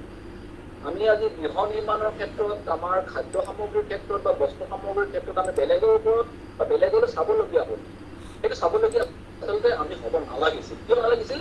যদিহে আমাৰ শিক্ষা ব্যৱস্থাটোৱে আমাক আমাৰ ওচৰতে থকা সম্পদখিনি, আমাৰ নিজৰ সম্পদখিনি আমাক চিনাকি কৰি দিলেহেঁতেন। আমাৰ সম্পদখিনিক আমাৰ শিক্ষা ব্যৱস্থাটোৱে চিনাকি কৰি দিব পৰা নাই। সেইকাৰণে আমাৰ ল'ৰা ছোৱালীয়ে আজি শিক্ষিত হোৱাৰ পিছতো, ডিগ্ৰী ডিপ্ল'মা লোৱাৰ পিছতো অসমৰ বাহিৰত গৈ চিকিউৰিটি গাৰ্ডৰ কাম কৰিব লগা হয়। সাধাৰণ চকীদাৰৰ কাম কৰিবলৈ আমাৰ লাখে লাখে চিকিউৰিটি গাৰ্ডৰ চকীদাৰৰ কাম কৰিবৰ কাৰণে আমাৰ গাঁৱৰ পৰা লাখে লাখে ল'ৰা বাহিৰলৈ গুচি যায়। গতিকে এই গোটেই কথাটোক আমি যদি ভালকে অনুধাৱন কৰো, তেতিয়াহ'লে আমাৰ প্ৰথম কথাটো হ'ল যে আমাৰ শিক্ষা ব্যৱস্থাটোক আমি এনেকুৱাকে গঢ়িব পাৰিব লাগিছিল য'ত আমাৰ সম্পদবিলাক আমাক ভালকে চিনাকি কৰি দিয়ে। মই এটা সৰু উদাহৰণ দিওঁ। মোৰ জন্ম মৰাণত, মোৰ ঘৰৰ পৰা 3 কিলোমিটাৰ ৰেডিয়াছত চাহ বাগান আছে, গোটেই চাৰিওফালে চাহ বাগান আছে। মোৰ ঘৰৰ পৰা 5 কিলোমিটাৰ ৰেডিয়াছত, প্ৰায় 5 কিলোমিটাৰ ৰেডিয়াছত তেলৰ পোন আছে। কিন্তু মই MLA-কে গুৱাহাটী বিশ্ববিদ্যালয়ৰ স্নাতকোত্তৰ ডিগ্ৰী লাভ কৰিলো। প্ৰাথমিক পৰ্যায়ৰ পৰা স্নাতকোত্তৰ পৰ্যায়লৈকে আমি এটাও পাঠ্যপুথিত চাহৰ বিষয়ে এখন ভাল এটা লেচন আমি নাপালো, এটা পাঠ নাপালো। আমি তেলৰ বিষয়ে এটা পাঠ নাপালো। আমাক কেতিয়াও বিদ্যালয়ৰ পৰা এটা চাহৰ কলঘৰ দেখুৱাবলৈ নিয়া নহল। আমাক কেতিয়াও বিদ্যালয়ৰ পৰা আমাক তেলৰ কোনটো দেখুৱাবলৈ নিয়া নহল। বা নাজানো এতিয়া জয়া গগৈ মহাবিদ্যালয়ৰ পৰা নুমলীগড় ৰিফাইনেৰী দেখুৱাবৰ কাৰণে ছাত্ৰ ছাত্ৰীলৈ কেতিয়াবা নিয়া হৈছে নে নাই, বা এই সম্পৰ্কে আমাৰ গোটেই তেল কেনেকে আমাৰ এটা আজি গোটেই বিশ্বত তেলটো কি ধৰণে এটা পনীয়া সোণ বুলি কোৱা হয়, সেইটো সম্পৰ্কে তেওঁলোকক আগ্ৰহ জন্মাইছে নে নাই, আচলতে জন্মোৱা উচিত। আমাৰ চাহ আমি ব্ৰিটিছে অসমলৈ অহাৰ প্ৰায় 10 বছৰমানৰ ভিতৰতে তেওঁলোকে চাহৰ বাগান আৰম্ভ কৰিছিলে, চাহৰ খেতি আৰম্ভ কৰিছিলে। আৰু তাৰ পিছৰ পৰা গোটেই চাহৰ যিটো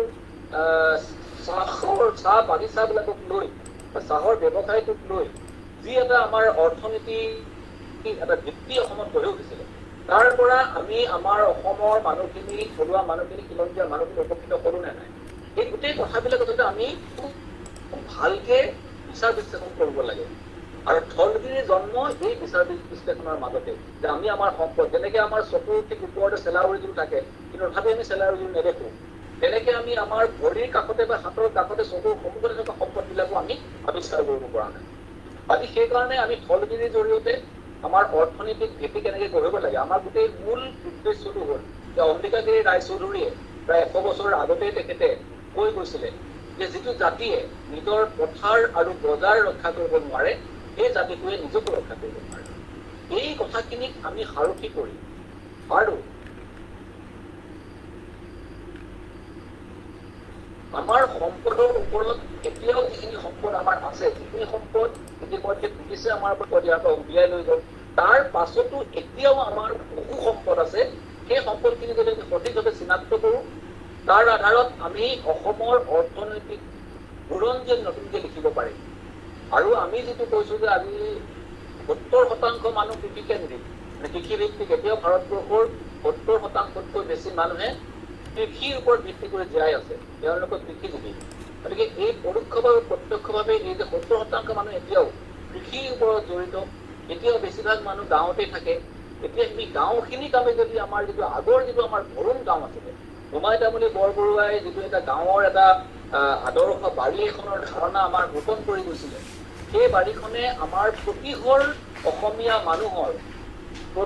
অসমীয়া মানুহক এটা স্বনিৰ্ভৰশীল সত্তাৰে, স্বাধীন সত্তাৰে মূৰ তুলি জীয়াই থাকিবৰ কাৰণে সেই বাৰীখনে আমাক শিক্ষা দি গৈছিলে। আমাৰ 3 বিঘা মাটি, 3 বিঘা বাম মাটি আৰু প্ৰায় 4 পুৰা 5 পুৰা দ মাটি সেই সময়ত ৰজাৰ দিনতে তাইসকলক এলত কৰা গৈছিলে, তেওঁলোকে আবণ্টন দি দিছিলে ৰজাই।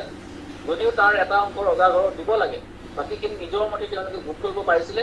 আৰু এটা পৰিয়ালক প্ৰয়োজন হোৱা সকলো কাঠ, বাঁহ, ফল মূল, শাক পাচলি, এটা পুখুৰী তাত খান্দিব পৰাকে, তাত মাছ পুহিব পৰাকে, মাছ কাছ পুহিব পৰাকে, তাতে হাঁহ পুহিব পৰাকে এটা পুখুৰী, এই সকলোবিলাকে এতিয়াও আমি উজনি অসম বা নামনি অসমৰ বিভিন্ন ঠাইত আমি গাঁওবিলাকলৈ যেতিয়া যাওঁ, এতিয়া আমি এই বৃহৎ বৃহৎ বাৰীবিলাক এতিয়াও আছে আমাৰ। কিন্তু এই বাৰীবিলাক এতিয়া আমি সেই সম্পদ হিচাপে ব্যৱহাৰ কৰা নাই।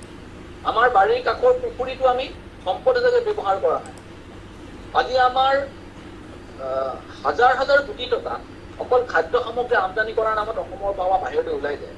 গতিকে সেইখিনিক আমি কি ধৰণে আমি আজি আমাৰ ইয়াত ৰাখিব পাৰোঁ। আমাৰ এটা সৰু এটা, মই যিসকলে অৰ্থনীতিৰ ছাত্ৰ তেওঁলোকে বুজি পাব যে এখন ঠাইৰ অৰ্থনৈতিক সমৃদ্ধিৰ বাবে বা উন্নতিৰ বাবে সেই ঠাইখনক যদি তাত কাৰেঞ্চি বা মুদ্ৰাৰ যদি প্ৰচলন নহয়, মুদ্ৰা বা কাৰেঞ্চি যদি সেই ঠাইখনত ঘূৰি নাথাকে, চাৰ্কুলেশ্যন নহয়, তেতিয়াহ'লে সেই ঠাইখনৰ অৰ্থনৈতিক সমৃদ্ধি সম্ভৱ নহয়। তাৰমানে এই কথাটো হ'ল যে আমি আমাৰ ইয়াত যিবিলাক আমি পণ্য সামগ্ৰী ব্যৱহাৰ কৰোঁ, সেইখিনি যদি সিংহভাগ যদি আমি নিজে উৎপাদন কৰি ল'ব পাৰোঁ, তেতিয়াহ'লে আমাৰ পইচাটো, আমাৰ উপাৰ্জনৰ পইচাবিলাক বাহিৰলৈ ওলাই আহিব। সেই পইচাখিনি আমাৰ অঞ্চলটোতে বা আমাৰ ৰাজ্যখনতে ব্যৱহৃত হ'ব। গতিকে সেই কথাটো যদি আমি অনুধাৱন কৰোঁ, তেতিয়াহ'লে আমি যদি চাওঁ, আজি আপুনি ৰাতিপুৱা মই গধূলি যিখিনি আমি পণ্য দ্ৰব্য আমি ব্যৱহাৰ কৰিছোঁ, সেই গোটেই বস্তুখিনি যদি আমি আমাৰ অসমত উৎপাদন কৰিব পাৰিলে, ৰাতিপুৱা টুথব্ৰাছডাল, টুথপেষ্টটো, এইটো অসমত উৎপাদন কৰিব পাৰি নে নোৱাৰে? নিশ্চিতভাৱে পাৰি। আমাৰ যদি আজি তাৰপিছত আমি খাদ্য সামগ্ৰী গোটেইখিনি, আমাৰ যদি আজি যিটো আমি কছমেটিক্স বুলি কওঁ, আমি প্ৰসাধন সামগ্ৰী, আমাৰ ঘৰত আজি আধুনিক জীৱনত ব্যৱহৃত আমি ফেনাইলৰ পৰা সামগ্ৰী, বিভিন্ন ধৰণৰ আমি গোটেই সামগ্ৰী যদি আমি উৎপাদন কৰি ল'ব পাৰোঁ, তেতিয়াহ'লে আমি যদি গোটেই সামগ্ৰীখিনি উৎপাদন কৰি ল'ব পাৰোঁ, তেতিয়াহ'লে আমি ৰাতিপুৱাৰ পৰা ৰাতিলৈকে ব্যৱহাৰ কৰা সামগ্ৰীখিনি আমাৰ যদি সিংহভাগ উৎপাদন কৰিলে আমাৰ পইচাখিনি ইয়াত থাকি যাব। আজি আমাৰ পইচাখিনি বাহিৰলৈ ওলাই গুচি যায়।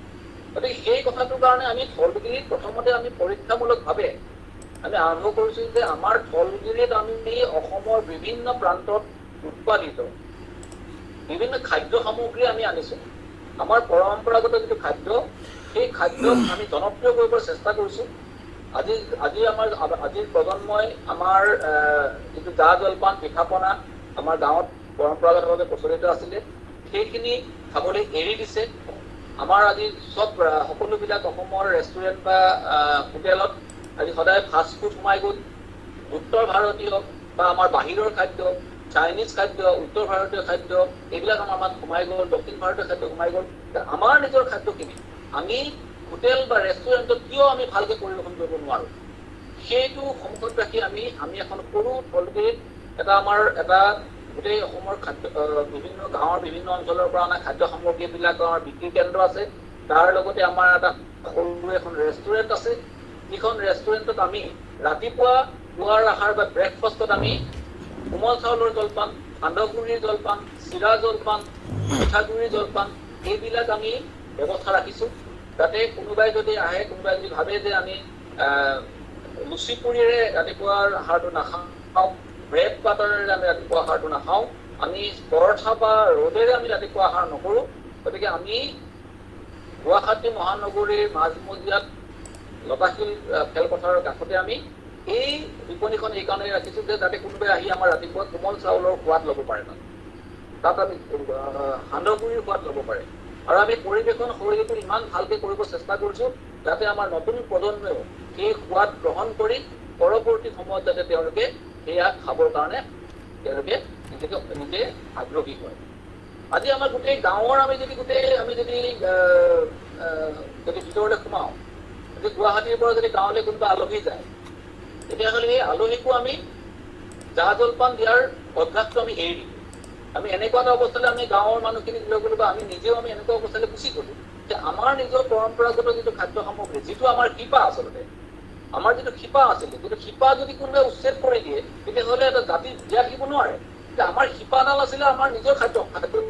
সেই শিপাডাল আমি ৰাখিবৰ কাৰণে আমি নিজৰ খাদ্যাভ্যাসটোক আমি আমাৰ নিজা উৎপাদনৰ জৰিয়তে আমি তাক গঢ় দিব লাগিব।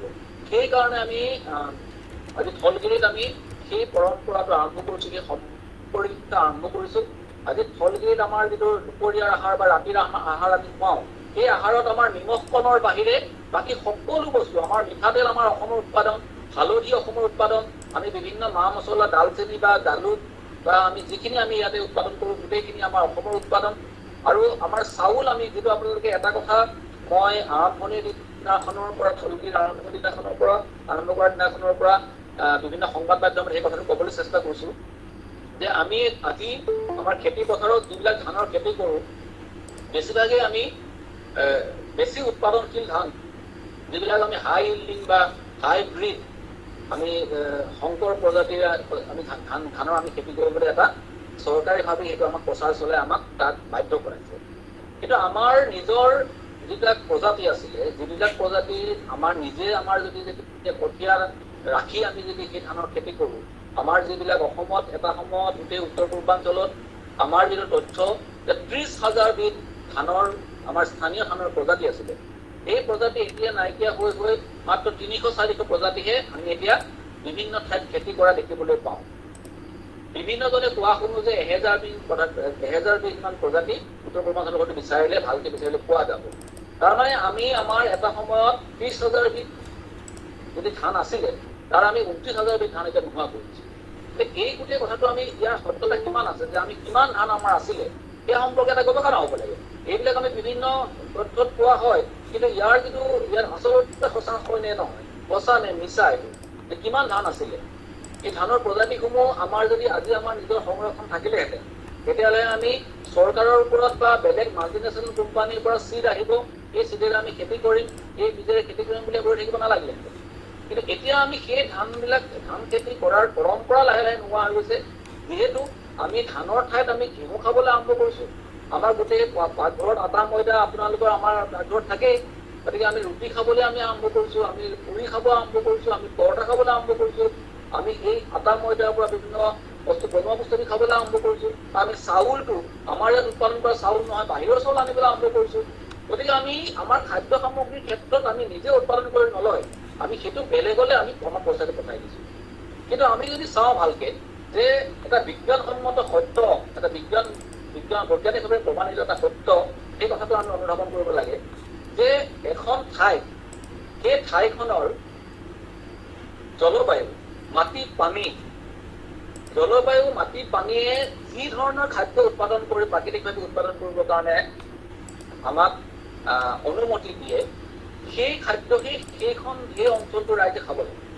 আমাৰ ইয়াত যিহেতু আমি বিভিন্ন প্ৰজাতিৰ ধান আমি উৎপাদন কৰি আহিছোঁ পৰম্পৰাগতভাৱে, বিভিন্ন ধৰণৰ শাক পাচলি, ফল মূল, বতৰৰ ফল মূল উৎপাদন কৰি আহিছোঁ, সেইখিনি যদি আমি নিয়মীয়াকৈ খাওঁ, তেতিয়াহ'লে আজি যিটো COVID-19ৰ সময়ত গোটেই বিশ্বজুৰি এটা কথা প্ৰচাৰিত হৈছে যে আমাৰ শৰীৰৰ যিটো ইমিউন ছিষ্টেম বা প্ৰতিৰোধ ক্ষমতা, সেইটো অটুট ৰাখিবৰ কাৰণে আমাক যিখিনি পুষ্টিকৰ খাদ্য লাগে, খাদ্যপ্ৰাণ লাগে, ভিটামিন মিনাৰেলছ লাগে, সেইখিনি আমাৰ ঘৰুৱাভাৱে উৎপাদিত সকলো খাদ্যতে আছে। আমি আমাৰ খাদ্যটো নাখাই বেলেগৰ খাদ্যটো আমি গ্ৰহণ কৰাৰ কাৰণে আমি লাহে লাহে ইমিউনিটি হেৰুৱাই পেলাইছোঁ, আমাৰ প্ৰতিৰোধ ক্ষমতা হেৰুৱাই পেলাইছোঁ। আজি যদি আপুনি চাব যে আপোনালোকে গাঁৱৰ অঞ্চলৰ আপোনালোকে যিকোনো এখন দোকানত, গ্ৰছাৰী দোকানেই হওক বা যিকোনো সৰু দোকানতে হওক, আপুনি যিখিনি খাদ্য সামগ্ৰী তাত মানুহে কিনে, সেই খাদ্য সামগ্ৰীখিনি মই ভাবোঁ 99%, 99% খাদ্য সামগ্ৰী অসমৰ বাহিৰৰ পৰা আহে। গাঁৱত উৎপাদিত কৰা খাদ্য সামগ্ৰীখিনি আমি গাঁৱৰ মানুহে নিকিনে, গাঁৱৰ মানুহে নাখায়, বা সেইখিনি ওচৰ পাজৰ চহৰৰ মানুহেও নাখায়। আমি বাহিৰৰ পৰা অহা পেকেট ফুডবিলাক এতিয়া আমাৰ পৰম্পৰা পোৱাটো। আমি গাঁৱৰ ভিতৰতো আপুনি পেপচি বা ককা কোলা দেখিব, গাঁৱৰ ভিতৰতো আপুনি বিভিন্ন ধৰণৰ চিপছ দেখিব, গাঁৱৰ ভিতৰতো বিভিন্ন ধৰণৰ বিস্কুটৰ পেকেট দেখিব, বিভিন্ন বাহিৰৰ পৰা অহা খাদ্য সামগ্ৰী দেখিব।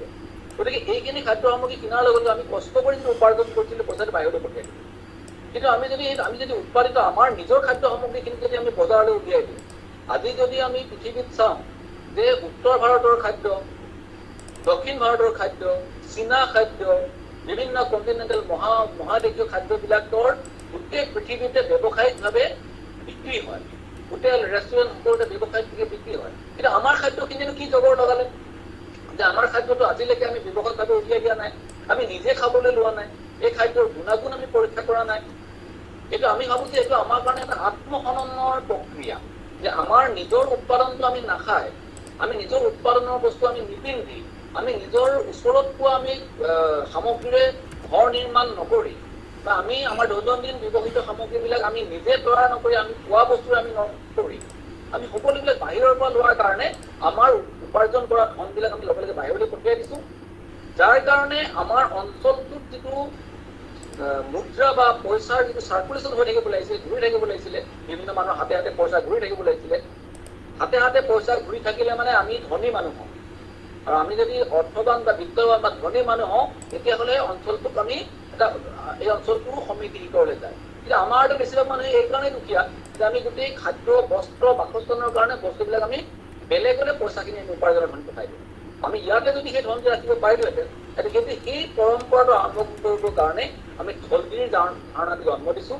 যদিও আমি এতিয়া এখন ৰেষ্টুৰেণ্ট আমি লগত ৰাখিছোঁ বা আমাৰ বিভিন্ন খাদ্য সামগ্ৰীৰ বিপণী আছে, তাৰ লগতে আমি অসমত উৎপাদিত যিমান বয়ন শিল্প, আমি যিটো তাঁত বস্ত্ৰ বুলি কওঁ, তাঁতশালত বোৱা কাপোৰৰ আমি এখন বিপণীও আমি লগতে ৰাখিছোঁ। আমি অসমৰ বিভিন্ন আমি গামোচাৰ পৰা আৰম্ভ কৰি মেখেলা চাদৰৰ পৰা আৰম্ভ কৰি যিমান আমি অসমৰ শিপিনীসকলে জীয়ৰী বোৱাৰীয়ে বোৱা কাপোৰৰ আমি এখন বিপণী, আমি বজাৰ এখন সৃষ্টি কৰিব চেষ্টা কৰিছোঁ। একেলগে আমি হস্তশিল্পৰ এখন বজাৰ সৃষ্টি কৰিব চেষ্টা কৰিছোঁ। আমাৰ বাঁহ, কাঠ এইবিলাকক লৈ আমাৰ নীৰৱে বহুত মানুহে, বহুত শিল্পীয়ে কাম কৰি আছে। আৰু সেইবিলাক যদি আমি ভালকৈ যদি বজাৰলৈ লৈ যাব পাৰোঁ, এখন বজাৰ তৈয়াৰ কৰিব পাৰোঁ, তেতিয়াহ'লে সেইখনে আন্তৰ্জাতিক বজাৰ আমি লাভ কৰিবলৈ সক্ষম হ'ম। আন্তৰ্জাতিক মান বা ষ্টেণ্ডাৰ্ডৰ বহুত হস্তশিল্প আমাৰ গাঁৱৰ ভিতৰৰ সাধাৰণ বহু হস্তশিল্পীয়ে এতিয়া তেওঁলোকে নিৰ্মাণ কৰি আছে। গতিকে আমি এনেকুৱা দিশত আমাৰ যিমান সম্পদ আছে, আমাৰ সম্পদৰ অভাৱ নাই, এতিয়াও আমাৰ বহুত সম্পদ আছে। আজি আমাৰ যিবিলাক আজি আমাৰ মাটিখিনি, আমি এটা কথা খুব গুৰুত্ব দিব লাগে যে আমাৰ মাটিখিনি এতিয়া গোটেই পৃথিৱীতে আজি জৈৱ বা জৈৱিক খাদ্যৰ ওপৰত সকলোৱে গুৰুত্ব দিছে। আমাৰ মাটিখিনি যদিও আমাক আজি কৃষি বিষয়াসকলে বা কৃষি বিজ্ঞানীসকলে প্ৰাকৃতিকভাৱে উৎপাদন কৰাৰ পৰিৱৰ্তে আমাক বিভিন্ন ধৰণৰ ৰাসায়নিক সাৰ বা কীটনাশক ব্যৱহাৰ কৰিবৰ কাৰণে পৰামৰ্শ দিয়ে, এটা কথা মনত ৰাখিব লাগিব যে আমাৰ যিটো পৰম্পৰাগত কৃষি প্ৰণালী, সেইটো কিন্তু আমাৰ কাৰণে বেছি প্ৰযোজ্য। আমি যদি আজি আমাৰ মাটিখিনিত যদি আমি ইউৰিয়া দি দিছোঁ, আমি যদি বিভিন্ন ৰাসায়নিক সাৰ দি দিছোঁ, তেতিয়াহ'লে মাটিখিনিৰ আমি যিটো স্বাভাৱিক উৰ্বৰা শক্তি, আমাৰ মাটি স্বাভাৱিকভাৱে উৰ্বৰ, আমি বেলেগ কেমিকেল দি আমি মাটি উৰ্বৰ কৰাৰ কোনো প্ৰয়োজন নাই। ইয়াৰ বিষয়ে আজি মই নকওঁ, সময়ত যদি আমি বেলেগ এদিনা সময় পাওঁ তেতিয়াহ'লে কম যে কেনেকৈ আমি এটা আন্তৰ্জাতিক কিছুমান পুঁজিপতি গোষ্ঠীৰ তেওঁলোকৰ আওতাত পৰি আমি আমাৰ নিজৰ যিটো পৰম্পৰাগত কৃষি প্ৰণালীৰ পৰা আমি আঁতৰি গৈ আমি নিজে পৰাধীন হ'বলৈ সচেতন হৈ পৰাধীন হৈ গৈ আছোঁ। এইটো এটা বিস্তৃত আলোচনাৰ বিষয়। সেইকাৰণে এতিয়া গোটেই পৃথিৱীতে যিদৰে এটা জৈৱিক কৃষিৰ প্ৰতি বা জৈৱিক কৃষি সামগ্ৰীৰ প্ৰতি, খাদ্য সামগ্ৰীৰ প্ৰতি মানুহৰ আকৰ্ষণ বাঢ়িছে, জনপ্ৰিয় হৈছে সেইখিনি বা তাৰ চাহিদা বাঢ়িছে, অসম গোটেই ভাৰতবৰ্ষৰ ভিতৰত এখন ৰাজ্য বা উত্তৰ পূৰ্বাঞ্চল ভাৰতবৰ্ষৰ ভিতৰত এটা অঞ্চল, যিটো অঞ্চলত আমি জৈৱিকভাৱে খেতি কৰিব পাবলৈ একেবাৰে সহজ, কাৰণ আমাৰ মাটি স্বাভাৱিকভাৱে প্ৰাকৃতিকভাৱে উৰ্বৰ। আমি এটা নাতিশীতোষ্ণ অঞ্চলত আছোঁ, বহুত গৰম নহয়, বহুত ঠাণ্ডা নহয়। আমাৰ ইয়াত পানীৰ অভাৱ নাই, নৈ, বিল, জান, জুতি, পিতনি, আমাৰ নলা নৰ্দমা আমাৰ ইয়াতে ভৰপূৰ হৈ আছে। গতিকে আমি খেতি কৰিবৰ কাৰণে যিটো পানী লাগে তাৰ কাৰণে আমাৰ কোনো অসুবিধা নাই। কৃষি আৰু কৃষিৰ সহযোগী যিটো খণ্ড, কৃষি সহযোগী খণ্ড যিটো মীন পালন, পশুপালন, পক্ষী পালন, আজি আমি সকলোৱে জানো আমাৰ চালানী মাছৰ প্ৰৱৰ্তন আছে। আমাৰ ইয়াতে ফাৰ্মৰ কণী, যিটো আমি বাহিৰৰ পৰা অহা কণী, চালানী কণীৰ আমাৰ ইয়াতে প্ৰৱৰ্তন আছে। গতিকে এই গোটেই আমি চালানী মাছ, চালানী কণী, আমি আনকি মাংসও আমি যিটো আমাৰ ব্ৰইলাৰ চিকেন বা ছাগলী, এইটো অসমৰ বাহিৰৰ পৰা বহুত আহে। গতিকে এইখিনি আমি যদি নিজে উৎপাদন কৰি ল'ব পাৰোঁ, আমি যদি আমাৰ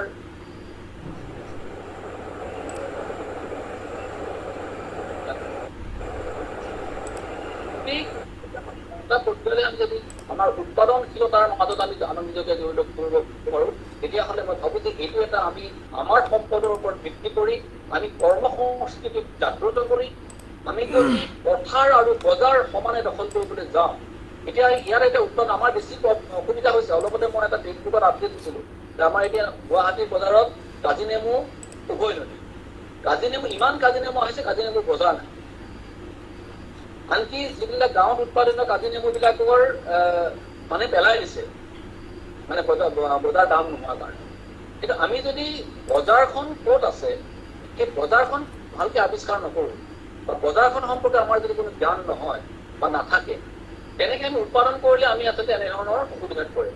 গতিকে আমি বজাৰৰ চাহিদা কি, আমি কেনেকে উৎপাদন কৰিম, উন্নত মানৰ কেনেকে আমি বস্তু উৎপাদন কৰিম, আৰু সেইখিনি আমি কেনেকে আমি একেবাৰে কোনো অবিৰতভাৱে তাক আমি বজাৰলৈ যোগান ধৰিম, এই গোটেই কথাখিনি। তাৰমানে আমি পথাৰ দখল কৰিম বুলি ক'লে নহ'ব, বজাৰ দখল কৰিম বুলি ক'লে নহ'ব। পথাৰ সম্পৰ্কে আমি সম্পূৰ্ণ জ্ঞান আৰু বজাৰ সম্পৰ্কে সম্পূৰ্ণ জ্ঞান একে সময়তে আমি আহৰণ কৰিব লাগিব। আৰু আজি যিটো আমি বিশ্বায়ন, আজি যিটো আমি গ্লবেলাইজেশ্যন, যিটো আজি মাৰ্কেট ইকনমি, এই মাৰ্কেট ইকনমিত আপুনি মই সদায় গ্ৰাহক হৈ থাকিলে নহ'ব। আমি উৎপাদক আৰু আমি বিতৰক, আমি বজাৰখনলৈ আমি কেনেকে আমাৰ বস্তু লৈ যাম, কোনখন বজাৰত কি বস্তু আমি কেনেকে দিম, সেই বস্তুবিলাকৰ কি ধৰণে আমি প্ৰফিট মাৰ্জিন ৰাখিম, এই গোটেইবিলাক আমি শিকি ল'ব লাগিব। গতিকে আমি ফলগিৰিৰ মাজেৰে সেই প্ৰক্ৰিয়া আৰম্ভ কৰিছোঁ। আমি ক'বলৈ পাই অতি আনন্দিত যে আমাৰ এই ফলগিৰিৰ ধাৰণাটোক আজি গুৱাহাটীৰ মানুহে, অসমৰ মানুহে গ্ৰহণ কৰিছে। আমি যোৱা বছৰতো আমি লকডাউনৰ আগে আমি এটা বছৰ সম্পূৰ্ণ কৰিছিলোঁ, আৰু এটা বছৰত আমি যি দেখিলোঁ যে প্ৰথম যিটো আমাৰ বিত্তীয় বৰ্ষ, তাত আমি অসমৰ গাঁৱৰ মহিলা কেৱল তিল পিঠা আৰু লাড়ু বনোৱাৰ কাৰণে মাহে 1 লাখ টকালৈকে আমি পইচা দিব পাৰিছোঁ। আমি গোটেই বছৰটোত আমি গাঁৱৰ মানুহক আমাৰ ফলগিৰিত সামগ্ৰী বিক্ৰী কৰিবৰ কাৰণে যিবিলাক গাঁৱৰ মানুহৰ পৰা, অসমৰ গাঁৱৰ মানুহৰ পৰা আমি বস্তু কিনি আনিছিলোঁ, তাৰ পৰিমাণ হ'ল 60 লাখ টকা। গতিকে 60 লাখ টকাৰ বস্তু আমি গাঁৱৰ মানুহৰ পৰা কিনি অনা মানে আমি এটা বছৰত আমাৰ যিটো ষ্টল, আমাৰ যিটো বিপণী আছে ফলগিৰি, সেই বিপণীৰ পৰা 60 লাখ টকা গাঁৱৰ মানুহে লাভ কৰিছে। গতিকে এইটো এটা, মই ভাবোঁ যে আমি এটা আৰম্ভণিতে সৰু এখন বিপণী আৰম্ভ কৰিছোঁ, এইটো এটা একেবাৰে সৰু অংক নহয়। বা এগৰাকী মহিলাই কেৱল তিল পিঠা আৰু তিলৰ লাড়ু, মুড়িৰ লাড়ু তেওঁ নিজে বনাই বিক্ৰী কৰি তেওঁ মাহে 1 লাখ টকাকে পোৱাটো অন্ততঃ বহুত ডাঙৰ এইটো এটা অংক। গতিকে আমি এই গোটেই কথাবিলাক মই খালি উদাহৰণ হিচাপে দিছোঁ, মোৰ নিজৰ উদাহৰণ হিচাপে দিছোঁ। কিন্তু আমি যদি দেখোঁ যে এনেকুৱা আমাৰ তথ্য আছে, অসমৰ বাহিৰলৈ ইউৰোপলৈ কাজি নেমু ৰপ্তানি কৰি বছৰি 2.5 কোটি টকা ঘটা মানুহ আছে, 5 কোটি টকা ঘটা মানুহ আছে যি অসমৰ পৰা ভোট জলকীয়া বাহিৰলৈ ৰপ্তানি কৰিছে। গতিকে আমাৰ 3খন বজাৰৰ কথা আমি মনত ৰাখিব লাগিব। আমাৰ ঘৰুৱা বজাৰ, আমাৰ গোটেই ৰাষ্ট্ৰীয় বজাৰ আৰু আমি আন্তঃৰাষ্ট্ৰীয় বজাৰ, এই সকলোবিলাক বজাৰ দখল কৰিব লাগিব। আমাৰ অসমৰ মানুহ গোটেই বিশ্বতে বিয়পি আছে, তেওঁলোকৰ পৰা আমি বিভিন্ন জ্ঞান ল'ব লাগিব, তথ্য ল'ব লাগিব। আৰু আমাৰ প্ৰথম কথা হ'ল আমাৰ কোৱালিটি প্ৰডাক্ট আৰু ছাষ্টেইনেবল ছাপ্লাই। তাৰমানে আমি উন্নত মানৰ আমি যি বস্তু উৎপাদন কৰোঁ, আমি যদি তিল পিঠা যদি আমি কোনোবাই উৎপাদন কৰি মানে ঘৰলৈ দিব বিচাৰিছে, আপোনালোকে দিব পাৰিব, কিন্তু তাক কোৱালিটি ভাল হ'ব লাগিব। তাক আমি এটা মানে এগৰাকী গ্ৰাহকে প্ৰথমবাৰ যিটো কোৱালিটি পায়, দ্বিতীয়বাৰ একেই কোৱালিটি বা একেই মান সম্পন্ন আমি দিব পাৰিব লাগিব। তাক ভালকে সুন্দৰভাৱে পেকেজিং কৰি বিক্ৰী কৰা দায়িত্বটো আমি গ্ৰহণ কৰিম। বা তেনেকৈ আমি এতিয়া গোটেই অসমতে বিভিন্ন আমাৰ ব্যৱসায়িক সহযোগী আমাৰ লগত সংযোজিত হৈছে, তেখেতসকলক আমি সেইবিলাক আমি পৰামৰ্শ দিছোঁ, তেখেতলোকক প্ৰয়োজন সাপেক্ষে আমি তেওঁলোকক বিভিন্ন প্ৰশিক্ষণ প্ৰদান কৰিছোঁ আৰু তেওঁলোকক আমি উৎসাহিত কৰিছোঁ যাতে আমি আমাৰ থলুৱা সামগ্ৰীখিনিক লৈ এখন বিশাল বজাৰ আমি গঢ়ি তুলিব পাৰোঁ। আপোনালোকে জানি ভাল পাব যে আমাৰ গুৱাহাটীৰ এই যিখন আমাৰ থলুৱা বিপণী, তাত আমি শুকান পিতা ফুল পেকেট কৰি বিক্ৰী কৰিছোঁ, কিন্তু হট কেকৰ দৰে বিক্ৰী হয়। আমি আমলখি, শুকান আমলখি পেকেট কৰি বিক্ৰী কৰিছোঁ, শুকান শিলিখা পেকেট কৰি বিক্ৰী কৰিছোঁ, আমি শুকান মাছ পেকেট কৰি বিক্ৰী কৰিছোঁ। সকলোবিলাকৰ ডাঙৰ চাহিদা আছে। গতিকে আমাৰ কোনো এটা বস্তুৱে আমাৰ পেলাদি নহয়। গতিকে আমি এইটো এটা যদি আমি গোটেই অসমত আজি যদি আমি জনপ্ৰিয় কৰিব পাৰোঁ যে আমি বাহিৰৰ পৰা আমদানি কৰা খাদ্য আমি নাখাওঁ, আমাৰ নিজৰ পৰম্পৰাগত খাদ্যক আমি উন্নত কৰিম, মান গুণ উন্নত কৰিম, সোৱাদ আমি উন্নত কৰিম, এইখিনিক আমি বজাৰলৈ উলিয়াই দিম। গতিকে বজাৰ আমাৰ বুলি ক'লে নহ'ব, পথাৰ আমাৰ বুলি ক'লে নহ'ব। পথাৰখন আমি যথোপযুক্তভাৱে ব্যৱহাৰ কৰিছোঁ নে নাই, পৰিকল্পিতভাৱে সুচিন্তিতভাৱে পথাৰখন ব্যৱহাৰ কৰিছোঁ নে নাই।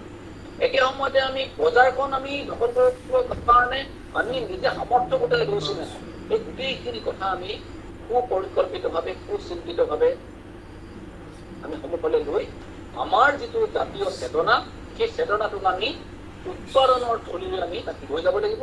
আমি কৰ্ম সংস্কৃতিক সাৰথি কৰি আমি বাৰে বাৰে কৈছোঁ, আমাৰ সম্পদ আছে, এই সম্পদখিনিক আমাৰ কৰ্ম সংস্কৃতিৰে উজ্জীৱিত কৰিব লাগিব আৰু তাক আমি সময়ৰ লগত খাপ খুৱাই সঠিকভাৱে উৎপাদন আৰু পেকেজিং কৰি বজাৰলৈ উলিয়াই দিব লাগিব। সকলো দিশতে আমাৰ সম্ভাৱনা আছে। এই সম্ভাৱনাখিনিক প্ৰত্যাহ্বান বহুত আছে। কেনেকুৱা প্ৰত্যাহ্বান আছে যে আমি প্ৰথমতে চৰকাৰী ব্যৱস্থাটো সাধাৰণ গাঁৱৰ খেতিয়ক বা উৎপাদকৰ অনুকূলে, অসমৰ থলুৱা উদ্যোগীৰ অনুকূলে আমাৰ গোটেই চৰকাৰী ব্যৱস্থাটোক আমি গঢ়ি ল'ব লাগিব।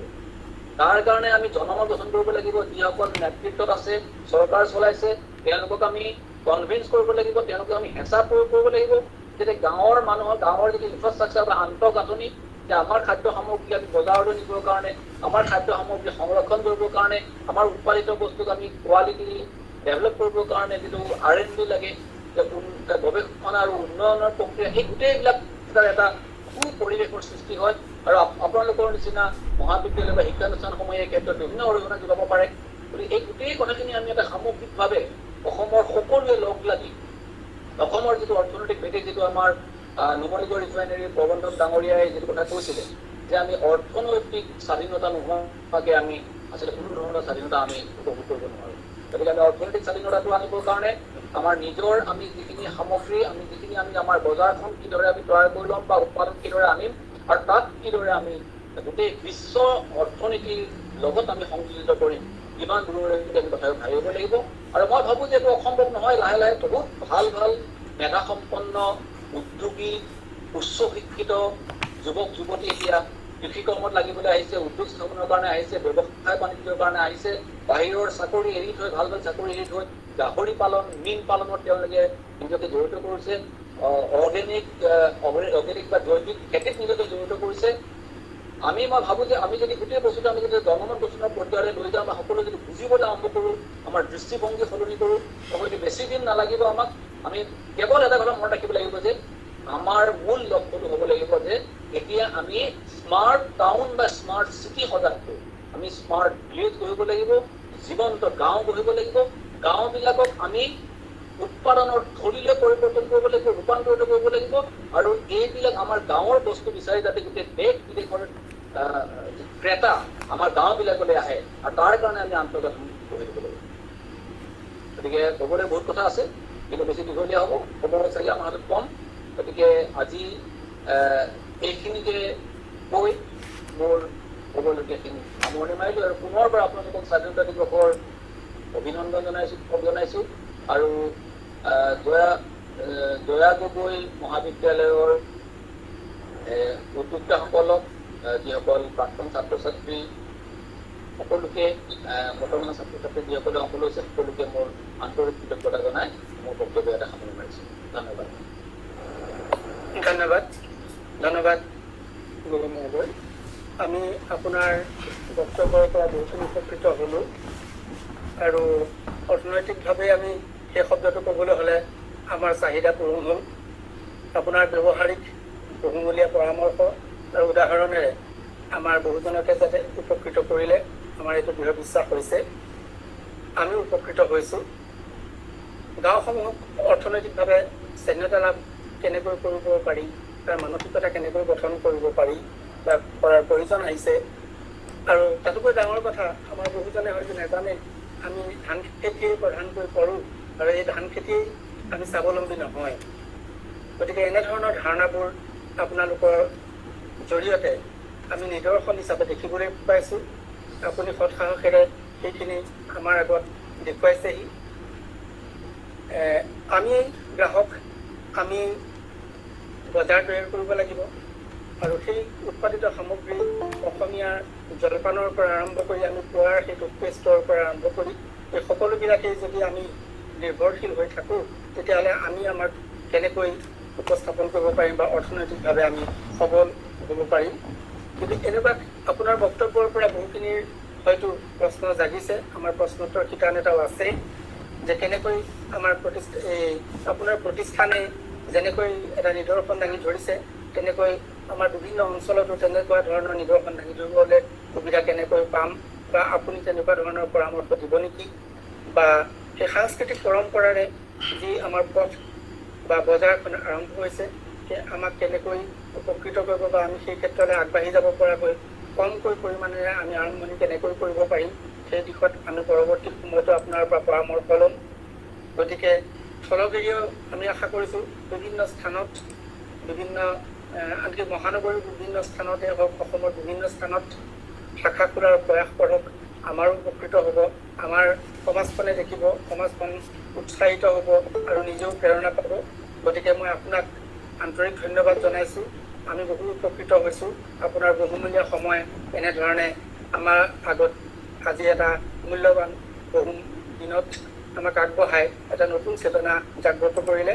আপোনাক আন্তৰিক ধন্যবাদ জনাইছোঁ আৰু মই প্ৰশ্নোত্তৰ শিতানৰ বাবে মই বিষয়ববীয়াক অনুৰোধ কৰিছোঁ। ধন্যবাদ তাপস ছাৰ। মনোৰম গগৈ ডাঙৰীয়াৰ বহুত ইমান ধুনীয়া এটা সহজ সৰলভাৱে আমাক বুজাই দিয়াৰ কাৰণে মই ভাস্কৰ গগৈ বহুত আপোনাক ধন্যবাদ জনাইছোঁ। বহুতে প্ৰশ্ন আপোনাক চাট বক্সত দিছে। মোৰ ফালৰ পৰা মই আপোনাক মোৰ ফালৰ পৰা এটা প্ৰশ্ন এটা মই সুধিব বিচাৰোঁ। প্ৰথমে এতিয়া আমাৰ গ্ৰাম্য ক্ষেত্ৰত এতিয়া আমাৰ ধৰক বহুত কৃষক কিছুমান খেতি কৰে, বাট ধৰক ক'ল্ড ষ্ট'ৰেজ নথকাৰ কাৰণে সঠিক মূল্যটো নাপায়। ছাপ'জ আধা কেঁচাকৈ দি দিব পাৰে।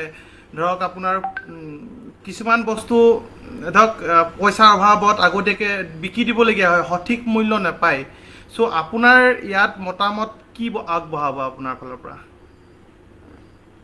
হয়, এইটো এটা আমাৰ অতি কি কম, আমাৰ এইটো যে প্ৰত্যাহ্বানৰ এটা প্ৰধান প্ৰত্যাহ্বান এটা, যে আমাৰ যিটো মই অলপ চুই গৈছিলোঁ যে আমাৰ আন্তঃগাঁথনি বা আমাৰ গোটেই বজাৰখনলৈ কেনেকৈ পথাৰৰ পৰা বজাৰলৈ আমাৰ উৎপাদিত দ্ৰব্য যাব, সেই গোটেই আন্তঃগাঁথনি গোটেই এটা প্ৰক্ৰিয়া এটা বা সেই আন্তঃগাঁথনিটো গঢ়ি দিব লাগিব কিন্তু চৰকাৰী ব্যৱস্থাটো। গতিকে এই ক্ষেত্ৰত আমি চৰকাৰৰ ওপৰত হেঁচা প্ৰয়োগ কৰিব লাগে বা জনসচেতন কৰিব লাগে যে আমি খেতিয়কজনৰ উৎপাদিত সামগ্ৰীটো আচল সময়ত, সঠিক সময়ত যাতে বজাৰলৈ নিব পৰা যায়, বা প্ৰতিজন কৃষকে কি উৎপাদন কৰিছে, কিমান পৰিমাণৰ উৎপাদন কৰিছে, তাৰ এটা ডাটা বেছ এটা আচলতে চৰকাৰৰ ওচৰত থাকিব লাগিব। চৰকাৰখন আমাৰ সেইকাৰণে চৰকাৰ, ব্যৱস্থাটো চৰকাৰৰ কৃষি বিভাগটো সেইকাৰণে কৃষি বিভাগৰ লগত মাৰ্কেটিং বিভাগ সেইকাৰণে আছে যে আমাৰ গোটেই বস্তুটো হ'ল যে আমাৰ গোটেই এই ব্যৱস্থাটো যিটো আমি চৰকাৰী ব্যৱস্থাটোক আমি এটা শক্তিশালী ৰাইজৰ কাৰণে ৰাইজৰ সহায় হোৱা এটা ব্যৱস্থা হিচাপে তাক ৰূপান্তৰিত কৰিব লাগিব। মই এটা সৰু উদাহৰণ আমি সকলোৱে জাপানৰ কথা জানো। জাপানখন এনেকুৱা এখন দেশ যি দ্বিতীয় বিশ্বযুদ্ধত একেবাৰে ধ্বংস হৈ গৈছিলে, কিন্তু তাৰ পিছত আজি ই বিশ্বৰ 5খন একদম শীৰ্ষ অৰ্থনৈতিক সমৃদ্ধি দেশৰ ভিতৰত এখন।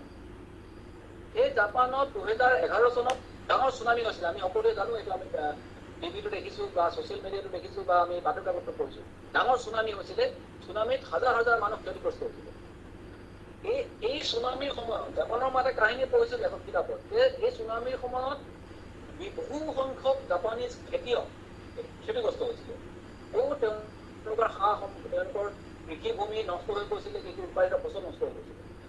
জাপান চৰকাৰৰ হাতত ডাটাবেছ আছিলে, প্ৰতিজন খেতিয়কে কিমান মাটিত খেতি কৰিছে, কি খেতি কৰিছে, এই খেতিখিনিৰ কিমান বজাৰ মূল্য হ'ব, এই গোটেইখিনি তেওঁলোকৰ এটা ডাটা বেছ আছিলে।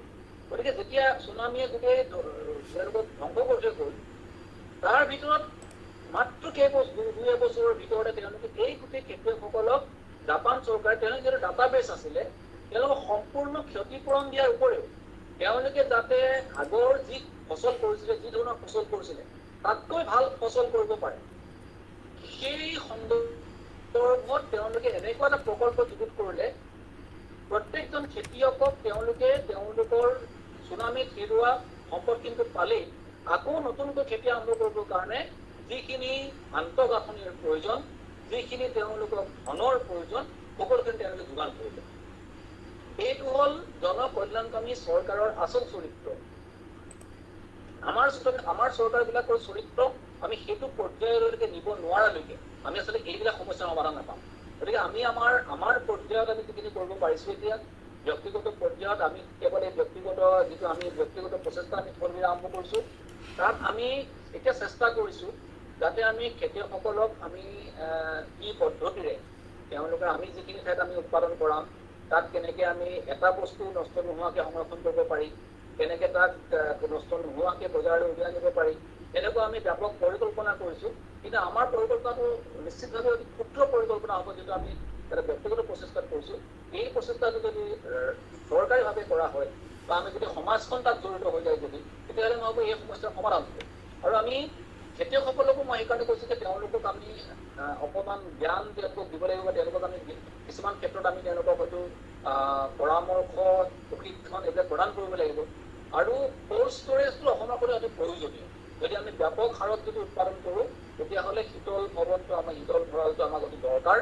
আৰু সেইটো পৰ্যায়ক্ৰমে আমি সকলো যিটো আমাৰ ইয়াতে বিজুলী শক্তিৰ কথাও আছে, কিন্তু আমি ট্ৰেডিশ্যনেলি আমি যিটো পৰম্পৰাগতভাৱে কেনেকৈ আমি আমাৰ আগতে এনেকুৱা ধৰণৰ বস্তুবিলাক সংৰক্ষণ কৰিছিলোঁ সেইটো আমি অলপ চাব লাগে। আৰু আমাৰ যিটো প্ৰাকৃতিক পৰিৱেশ বা আমাৰ যি জলবায়ু তাত আমি কি ধৰণে নতুন ধৰণৰ এটা ব্যৱস্থা আমি কৰিব পাৰোঁ সেই সন্দৰ্ভত আমাৰ গৱেষণাৰ প্ৰয়োজন আছে। এই ক্ষেত্ৰত অসমৰ বিভিন্ন বিশ্ববিদ্যালয়, মহাবিদ্যালয় আৰু IIT গুৱাহাটী, তেজপুৰ ইউনিভাৰ্চিটি যিবিলাক তেওঁলোকৰ এই সংশ্লিষ্ট বিভাগবিলাক আছে তেওঁলোকে আচলতে চেষ্টা কৰিব পাৰে আৰু কৰা উচিত বুলি মই ভাবোঁ। আমি এনেকুৱা সন্মিলিত প্ৰচেষ্টাত আচলতে এই গোটেই কামটো কৰিব পাৰিম। ধন্যবাদ ডাঙৰীয়া, বহুত ধুনীয়া ধৰণে আপুনি এক্সাম্পল হয় আপুনি উত্তৰ দিয়াৰ কাৰণে বহুত ধন্যবাদ জনালোঁ। মই আমাৰ চাট বক্সত আমাৰ 3টামান কুৱেশ্যন দিছিলে, মই কুৱেশ্যনকেইটা আপোনাক মই কৈ দিওঁ। চ' এটা কুৱেশ্যন এজন মনোৰঞ্জন আছাম বুলি কৈছে, গাঁৱৰ সমূহত যোনবোৰ থলুৱা চাউল, হালধি, শাক পাচলি এক্সেট্ৰা তেখেতে সুধিছে গুৱাহাটীলৈ কিদৰে নিব পাৰি আৰু তাত বজাৰৰ সুবিধা কৰি দিব নেকি, তেনেকৈ ধৰণৰ এটা কুৱেশ্যন সুধিছিলে। আপুনি মতামত কিবা দিব নেকি? হয়, আমি সেইটো কৰিয়ে আছোঁ। যিগৰাকীয়ে প্ৰশ্ন কৰিছে তেখেতক মই কৈছোঁ বা যিসকল আগ্ৰহী তেখেতসকলক কৈছোঁ, আমি আচলতে এই গাঁৱৰ কৃষকসকলৰ বা উৎপাদকসকলক বজাৰ দিবৰ কাৰণে থলবিৰ ধাৰণাটো আৰম্ভ কৰিছোঁ। আৰু এইটো আমি আৰু ডাঙৰকৈ ব্যাপকভাৱে তাক বিস্তাৰিত কৰিবৰ কাৰণে আমাৰ পৰিকল্পনা আছে। গতিকে যদি কোনোবাই যদি উৎপাদন কৰিছে গাঁৱৰ বিশেষকৈ বিভিন্ন চাউল আৰু চাউলৰ পৰা উৎপাদিত বিভিন্ন আমাৰ যিটো পৰম্পৰাগত খাদ্য বা আমাৰ অন্যান্য যিবিলাক তেওঁলোকে সামগ্ৰী উৎপাদন কৰিব বিচাৰিছে, প্ৰথম কথা মই কৈ দিব খুজিছোঁ আমি কিনিম, কিন্তু এই সামগ্ৰীবিলাকৰ প্ৰথমতে গুণগত মান যিটো কোৱালিটি সেইটো উন্নত হ'ব লাগিব, 1 নম্বৰ। 2 নম্বৰ, এবাৰ আমাক দিয়ে সেইটো যদি ৰৈ যায় তেতিয়াহ'লে কি হ'ব, আমাৰ বজাৰখনৰ এটা চৰিত্ৰ আছে যে যদি আমাৰ গ্ৰাহক এজনে এটা বস্তু ভাল বস্তু এটা বজাৰত কিনিছে, তেওঁ আকৌ এসপ্তাহৰ পিছত যদি একেটা বস্তু বিচাৰি আহে আমি সেইটো তেওঁক দিব পাৰিব লাগিব। গতিকে আমি সেইটো এটা আমাৰ কাৰণে আমাৰ উপান্ত কৃষক, আমি সৰু খেতি কৰোঁ, গতিকে আমি সেইটো এটা আমি গোটেইখিনি সামৰি লৈ কৰিব লগা হৈছে। বিভিন্ন ঠাইত একেটা বস্তুকে আমি বিভিন্ন ধৰণৰ উৎপাদন কৰিছোঁ, তাৰ যিটো একেই গুণ নহ'ব। ধৰক আমাৰ তিলপিঠা অসমৰ বিভিন্ন ঠাইত বিভিন্ন ধৰণে বনোৱাৰ নিয়ম আছে, কিছুমানে চেপেটাকৈ বনায়, কিছুমানে দীঘলকৈ বনায়, কিছুমানে চুটিকৈ বনায়। গতিকে এই গোটেই কথাটো যি ধৰণে নবনায় কিয়, কিন্তু যদি আমি বজাৰলৈ উলিয়াই লৈ যাওঁ তাৰ 1, 2 বা 3টা ষ্টেণ্ডাৰ্ড চাইজ এণ্ড শেপ থাকিব লাগিব। তাৰ আকাৰ, তাৰ প্ৰকাৰ সেইটো আমাৰ সদায় সলনি কৰি থাকিব নোৱাৰিম। গতিকে সেই তেনেকুৱা বজাৰৰ যিটো ডিমাণ্ড বা চাহিদা সেই অনুসৰি উৎপাদন কৰিবৰ কাৰণে আমি শিকিব লাগিব। আৰু হালধি বা কথাটো ভাল, হালধিটো খালি কোৱালিটি হালধি হৈছে নে নাই, হালধি আমি চেম্পুলটো আমি চাওঁ। আমাৰ নিয়মটো হ'ল আমি প্ৰথমতে তাৰ নমুনাবিলাক আমি পৰীক্ষা কৰোঁ।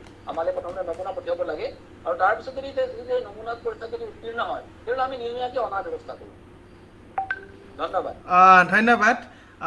মই এতিয়া আমাৰ পাৰ্টিচিপেণ্টসকললৈ আগবঢ়াই দিছোঁ। কোনোবাই যদি সুধিব বিচাৰে স্পেচিফিক সুধিব পাৰে তেখেতক। হয়, মাইক্ৰফোনটো অন কৰি আপোনালোকে সুধিব পাৰে কাৰোবাৰ যদি কুৱেশ্যন আছে।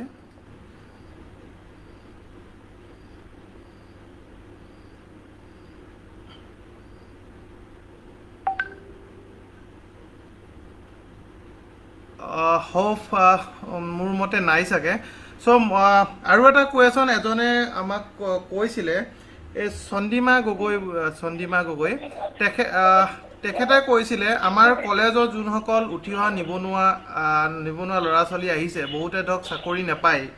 চ' সিহঁতৰ লগত কৃষি কৰ্ম আৰু নিয়োগৰ কেনেধৰণে এটা আমি কনচেপ্ট এটা বিল্ড কৰিব পাৰি কলেজ লেভেলৰ পৰা।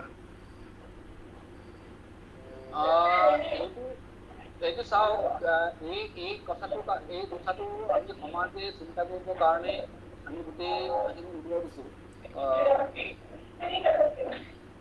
আমি বিভিন্ন ধৰণে এইটো কৰিব পাৰোঁ।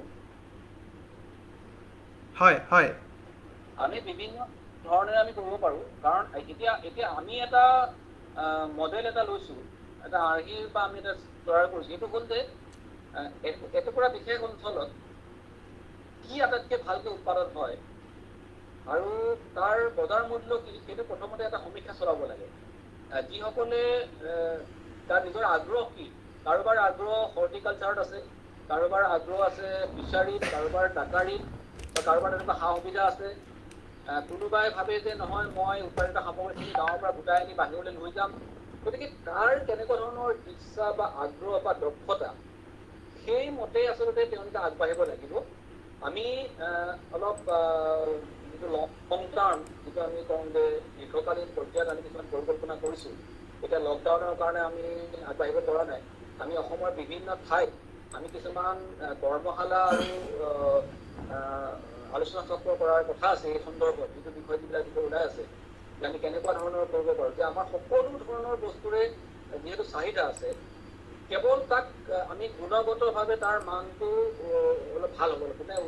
গুণগত মান ঠিক থাকিলে সকলো বস্তুৰে আমি মাৰ্কেটলৈ লৈ যাব পাৰোঁ।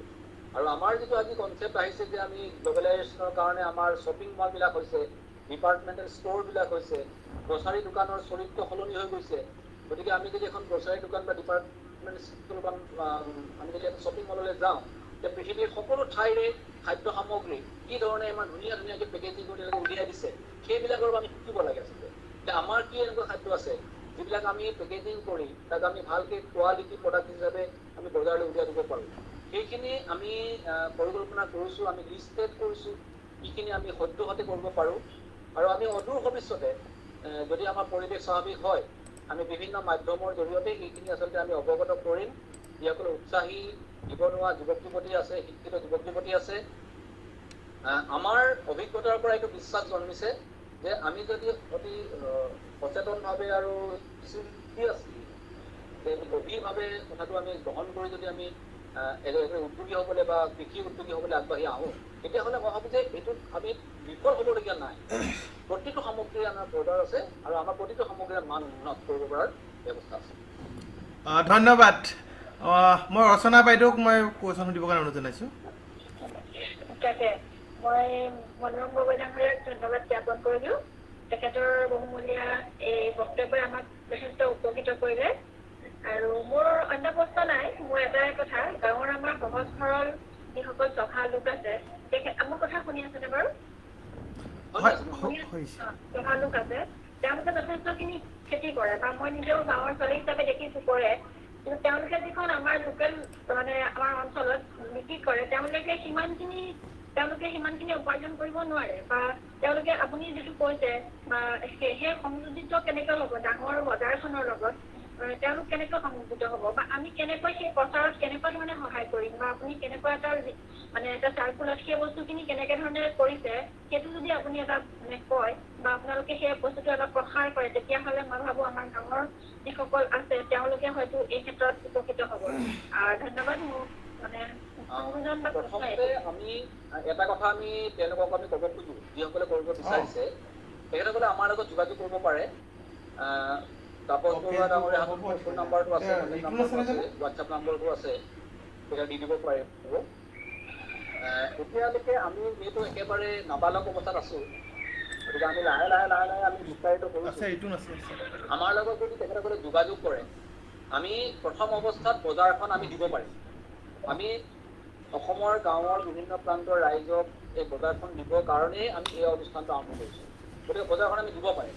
প্ৰথমতে আমাৰ লগত যোগাযোগ কৰক, আমি কথা পাতিব লাগিব আৰু প্ৰয়োজন সাপেক্ষে আমি আপোনালোকৰ যিসকল আগ্ৰহী তেখেতসকলক ব্যক্তিগতভাৱে লগ ধৰিব লাগিব, তেওঁলোকৰ অঞ্চলটো পৰিভ্ৰমণ কৰিব লাগিব, তেওঁলোকৰ কি কি সম্পদ আছে এই সম্পদখিনি আমি সমীক্ষা চলাব লাগিব আৰু সেইখিনিৰ বজাৰ সম্ভাৱনা কিমান সেইটো আমি এটা সমীক্ষাৰে উলিয়াব লাগিব।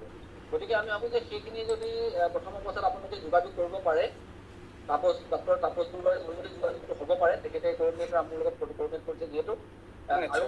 আৰু যদি পৰিৱেশ যদি স্বাভাৱিক হ'বলৈ আৰম্ভ কৰে তেতিয়াহ'লে যদি আপোনালোকে বিচাৰে আপোনালোকৰ অঞ্চলত আমি কেনেকুৱাকৈ সৰু সৰু আলোচনা চক্ৰ বা কৰ্মশালা কৰিবলৈ আমি সাজু আছোঁ। কেৱল আমাৰ সময়টো মিলিব লাগিব। আমি বজাৰখন আমি প্ৰথম অৱস্থাত গুৱাহাটী বজাৰখন আমি ধৰিছোঁ যদিও আপোনালোকৰ ওচৰৰে যোৰহাট, গোলাঘাট বা নগাঁও আদি যিবিলাক বজাৰ সৰু সৰু বজাৰ আছে এইবিলাক আমি লাহে লাহে আমি আৱিষ্কাৰ কৰিব পাৰোঁ বা সেইবিলাক আমি এক্সপ্ল'ৰ কৰিব পাৰোঁ। গতিকে বজাৰখন গোটেই অসমতে আছে, ভাৰতবৰ্ষতে আছে। এতিয়া আমাৰ থলগিৰিৰ বহুত বস্তু অসমৰ বাহিৰৰ ভাৰতবৰ্ষৰ বিভিন্ন চহৰলৈ যায়। দিল্লী, বম্বে, বেংগলোৰ, কলকাতা বিভিন্ন ঠাইলৈ আমাৰ বস্তু যায়। গতিকে এখন ডাঙৰ বজাৰ আছে। কেৱল ইয়াতে নহয়, আমাৰ অসমৰ ভাৰতবৰ্ষৰ বাহিৰত থকা অসমীয়া মানুহেও বস্তু বিচাৰি আছে। অকল অসমীয়া মানুহে নহয়, এতিয়া আমাৰ বহুত এনেকুৱা সামগ্ৰী আছে দক্ষিণ ভাৰতৰ বহুত অনা অসমীয়া মানুহেও আমাৰ তাত এবাৰ লৈ গৈছে, খাইছে, আকৌ বিচাৰি আছে। গতিকে আমি বজাৰখন উলিয়াই দিয়া নাই। আমাৰ এটা পৰিকল্পনা আছে যে প্ৰথমতে আমি দিল্লীত আৰু বম্বে, বেংগলোৰ আমি তিনিটা ঠাইত আমি থলগিৰি শাখা আমি মুকলি কৰিম যাতে আমাৰ সামগ্ৰী বাহিৰলৈ উলিয়াই লৈ যাম। যদি আমাৰ পৰিকল্পনাটো সঠিকভাৱে ৰূপায়ণ হয় তেতিয়া আমি ব্যাপক হাৰত আমি গাঁওবিলাকত আমি উৎপাদন কাম আৰম্ভ কৰিব পাৰোঁ। আৰু এটা মই ক'বলৈ ৰৈ গৈছে যে আমি ইয়াতে আমি এগ্ৰিকালচাৰৰ কথা কৈছোঁ আৰু এলাইড এগ্ৰিকালচাৰৰ কথা কৈছোঁ, হৰ্টিকালচাৰৰ কথা কৈছোঁ। লগত আৰু এটা দিশ ইয়াত জড়িত আছে যিটো আমি চেষ্টা কৰিছোঁ, সেইটো হ'ল যে আমাৰ পৰ্যটনৰ দিশটো, যে আমাৰ গ্ৰাম্য পৰ্যটন আৰু কৃষি পৰ্যটন এই দুটাক যদি আমি সামৰোঁ তেতিয়াহ'লে আমি আমাৰ গাঁওবিলাকক উৎপাদন কেন্দ্ৰৰ সমান্তৰালভাৱে একোটা পৰ্যটন কেন্দ্ৰলৈ আমি লৈ যাব পাৰোঁ। আৰু এতিয়া নতুন ধৰণৰ যিটো পৰ্যটনৰ এটা নতুন দৃষ্টিভংগী হৈছে, বাহিৰৰ যিবিলাক ইউৰোপ, আমেৰিকা বা বিভিন্ন দেশৰ মানুহ পৰ্যটনলৈ আহে তেওঁলোকে অসমৰ এতিয়া কলা সংস্কৃতি, অসমৰ জীৱন তেওঁলোকে উপভোগ কৰিবলৈ বিচাৰে। তেওঁলোকে 5 ষ্টাৰ হোটেল বা ষ্টাৰ হোটেলৰ কালচাৰৰ পৰা আঁতৰি তেওঁলোকে গ্ৰাম্য এটা পৰিৱেশত তেওঁলোকে থাকিব বিচাৰে। আমি সাংস্কৃতিকভাৱে আমি এটা উন্নত জাতি, আমাৰ যিটো আমি অতিথি পৰায়ণতা আমাৰ খুব ভাল। গতিকে আমি যদি আপোনাৰ চাফ চিকুণতাটো ৰাখি আমি যদি এটা ব্যৱসায়িকভাৱে পেছাদাৰীভাৱে যদি আমি ইয়াৰ লগত পৰ্যটনটো জড়িত কৰোঁ তেতিয়াহ'লে আপোনালোকৰ প্ৰতিটো অঞ্চল, উৎপাদনশীল প্ৰতিটো অঞ্চল এটা অতি উচ্চমানৰ পৰ্যটন কেন্দ্ৰ হ'ব পাৰে। গতিকে এই দিশতো আমি চিন্তা চৰ্চা কৰিছোঁ। গতিকে এইবিলাক আমি কৈছোঁ যে এইটো আমি এতিয়া ধাৰণাটো আমি আৰম্ভই কৰি দিছোঁ। ইয়াক আগবঢ়াই লৈ যোৱাৰ দায়িত্ব আপোনালোকৰো আছে। অৰ্চনা শইকীয়া ডাঙৰীয়ানী আপোনালোকেও চিন্তা চৰ্চা কৰক।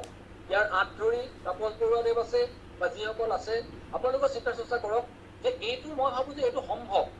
আপোনাৰ গাঁৱৰ প্ৰতিটো ল'ৰা ছোৱালী, প্ৰতিটো পৰিয়ালকে আমি যথেষ্ট পৰিমাণে অৰ্থনৈতিকভাৱে সহায় কৰিব পাৰিম যদি এই প্ৰক্ৰিয়াটো আমি যদি সঠিকভাৱে আগবঢ়াই লৈ যাব পাৰোঁ। তাৰ কাৰণে আপোনালোকৰ সহায় লাগিব। আপুনি অকলে কৰিব পৰা, ফলগিৰি বা মনোৰম গগৈ অকলে কৰিব পৰা কাম নহয়। এইটো এটা আমি সকলোৰে সহযোগী কাম, আমি কৰিব পৰা কাম আৰু প্ৰত্যেকে উপকৃত হ'ব। বিভিন্ন ধৰণৰ স্তৰত প্ৰত্যেকে উপকৃত হ'ব আৰু আটাইতকৈ ডাঙৰ লাভ হ'ব আমাৰ জাতিটো, আমাৰ জাতি আৰু আমাৰ সংস্কৃতি, অৰ্থনীতি। গতিকে আমি সকলোৱে মিলি এইটো কাম কৰিব পাৰিম। আপোনালোকে সহযোগ কৰক, আমি হয়তো অতি সোনকালে এইখিনি প্ৰক্ৰিয়া আৰম্ভ কৰিব পাৰিম। ধন্যবাদ। মই এটা প্ৰশ্নকৰ্তা হিচাপে এটা সুধিব বা জানিব বিচাৰিছোঁ যে আমাৰ অসম জাতীয় মহাবিদ্যালয়ৰ নিচিনাকৈয়ে থলগিৰিও অসমৰ বিভিন্ন অঞ্চলত তেনেধৰণৰ শাখা খোলাৰ বা তেনেকুৱা আদৰ্শৰে প্ৰতিষ্ঠান খুলিব পৰাকৈ কিবা অভিভাৱক হিচাপে আপুনি বা আপোনালোকৰ অনুষ্ঠানে তেনেকৈ নিদৰ্শন দাঙি ধৰিব পাৰিব নেকি? কাৰণ আপোনাৰ দৰে অভিজ্ঞ মানুহৰ যিটো সাহ কৰিছে, আমাৰ হয়তো উঠি অহা নতুন এজন ছাত্ৰ বা প্ৰাক্তন ছাত্ৰই তেনেধৰণে বা এজন উদ্যোগীয়ে কৰিব নোৱাৰিব। গতিকে আপোনালোকৰ যদি দিহা পৰামৰ্শৰ যোগেদি তেনেধৰণৰ এটা প্ৰতিষ্ঠান আৰম্ভ কৰিব পাৰে, গোলাঘাটতে হওক, যোৰহাট হওক, দেৰগাঁও, বিভিন্ন এনেধৰণে দিছে নেকি? হয়, আমাৰ পৰিকল্পনা আছে, কিন্তু মই আগতে কৈছোঁ যে আমি আৰম্ভণি আমাৰ পৰ্যায়তে আছোঁ। ইয়াৰ কাৰণে আমাৰ এটা ডাঙৰ আন্তঃগাঁথনিৰ প্ৰয়োজন। এটা আমাৰ গৱেষণা আৰু উন্নয়নৰ দিশত আমি কৰিব লগা বহুত কাম আছে। আমি লিগেল ছাইডত কৰিব লগা বহুত কাম আছে। এইবিলাক কামৰ কাৰণে আমি এতিয়া লাহে লাহে আগবাঢ়িছিলোঁ, কিন্তু লকডাউনে আমাক অলপ ব্ৰেক মৰাই দিছে। তথাপি আমি এইখিনি পৰিস্থিতি স্বাভাৱিক হ'লে আমি যিমানখিনি R&D কাম বহুত আছে এতিয়া, যে প্ৰতিটো বস্তুৰ আমাৰ গুণগত মান উত্তৰণৰ ক্ষেত্ৰত, পেকেজিঙৰ ক্ষেত্ৰত, তাৰ চেল্ফ লাইফ বা সংৰক্ষণৰ ক্ষেত্ৰত কিছুমান কাম আমি কৰি আছোঁ এতিয়া। গতিকে সেইখিনি আমাৰ এটা আন্তঃগাঁথনিৰ প্ৰয়োজন আছে, তাত ধনৰো প্ৰয়োজন আছে। গতিকে এইখিনিৰ কাৰণে আমি বিকল্প ব্যৱস্থা কৰিব চেষ্টা কৰি আছোঁ। গতিকে এইখিনি যদি সম্ভৱ হয় বা অসমৰ ৰাইজে যদি আমাক সহায় সহযোগ কৰে সকলো ক্ষেত্ৰতে, তেতিয়াহ'লে আমাৰ পৰিকল্পনা আছে অসমৰ প্ৰতিখন চহৰতে, প্ৰতিটো অঞ্চলতে থলগিৰিৰ শাখা বা থলগিৰি শাখা নহ'লে থলগিৰিৰ নিচিনাকৈ কোনোবাই উদ্যোগ কৰিব পাৰে, আমি তাত সহযোগিতা আগবঢ়াম। সেইখিনি আমাৰ পৰিকল্পনা আছে। আমি ভাবোঁ যে আমি যদি আগবাঢ়ি গৈ থাকোঁ আপোচহীনভাৱে, কোনো এটি সংগ্ৰাম এইটো এটা, গতিকে এই সংগ্ৰামটো যদি আমি চলাই লৈ যাওঁ, তেতিয়াহ'লে নিশ্চিতভাৱে আমি এদিন সকলোকে আমি সামৰি ল'ব পাৰিম। আপোনাৰ আগ্ৰহৰ বাবে ধন্যবাদ। থেংক ইউ মনোৰম ডাঙৰীয়া। চ' বহুত ইণ্টাৰেষ্টিং এটা আমি আজি আপোনাৰ পৰা শিকিলোঁ, বহুত আইডিয়া আপোনাৰ পৰা ল'লোঁ। আমাৰ যিসকল পাৰ্টিচিপেণ্টে বহুত এটা আইডিয়া আপোনাৰ পৰা গ্ৰহণ কৰিলে। ময়ো এজন সৰু সুৰা কৃষক, ময়ো একচুৱেলি এইবাৰ 2 বিঘামানৰ ফিচাৰিং ষ্টাৰ্ট কৰিছোঁ নিজেই। চ' হ'পফুলি আপোনাৰ আইডিয়াই মোৰ আৰু ওপৰলৈ লৈ যাব। চ' মই এটা লাষ্টত মই এলুমিনিৰ মই একচুৱেলি ছেক্ৰেটৰী হয়। এলুমিনি আৰু আপোনাৰ থলগিৰিৰ লগত আমি লগ হৈ আমি খুমটাই অঞ্চলৰ কিবা এটা আমি কৰিব বিচাৰোঁ। চ' আপোনাৰ সহায় সহযোগিতা আশা কৰিলোঁ। হয়, নিশ্চিতভাৱে আপুনি যেতিয়াই ক'ব তেতিয়াই আমি বহিব পাৰিম, আগবাঢ়িব পাৰিম। হয়। আৰু তেনেকুৱা যদি এটা সংহত প্ৰক্ৰিয়া হয়, আপোনালোকে যদি আগবাঢ়ে সংহত প্ৰক্ৰিয়া এটা হয়, তেতিয়াহ'লে নিশ্চয় সকলো উপকৃত হ'ব, আমাৰ লাভ হ'ব। আপুনি তাপস বৰুৱা ডাঙৰীয়াৰ পৰা নম্বৰটো ল'ব মোৰ, আৰু এই ক্ষেত্ৰত আমি কথা পাতিম। নিশ্চয়, থেংক ইউ। তেতিয়াহ'লে আমি নেক্সট ছেশ্যনলৈ যাওঁ। এতিয়া আমি অন্তিম পৰ্যায়ত আমি পালোহি। মই এতিয়া আমাৰ এলুমিনিৰ প্ৰেছিডেণ্ট ৰিতুন বুঢ়াগোহাঁইক মই আজি ভোট অফ থেংকছ দিবৰ কাৰণে অনুৰোধ জনালোঁ। ৰিতুন বুঢ়াগোহাঁই।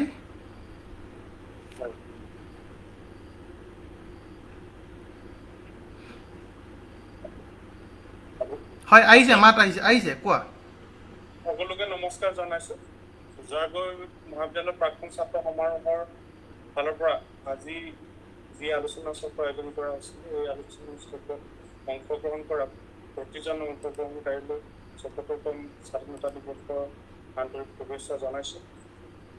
এতিয়া মই শলাগৰ শৰাই আগবঢ়াবৰ বাবে আগবাঢ়িছোঁ। সৰ্বপ্ৰথমে মই আমাৰ মহাবিদ্যালয়ৰ প্ৰাক্তন অধ্যক্ষা মহোদয়া তথা প্ৰাক্তন ছাত্ৰ সন্মিলনীৰ মুখ্য উপদেষ্টা সুধৰণী বৰকটকী বাইদেৱে আজি এই অনুষ্ঠানটোত যি বহুমূলীয়া সময় দি আমাক উৎসাহ দিলে, তেখেতৰ ওচৰত আমি সদায় চিৰকৃতজ্ঞ।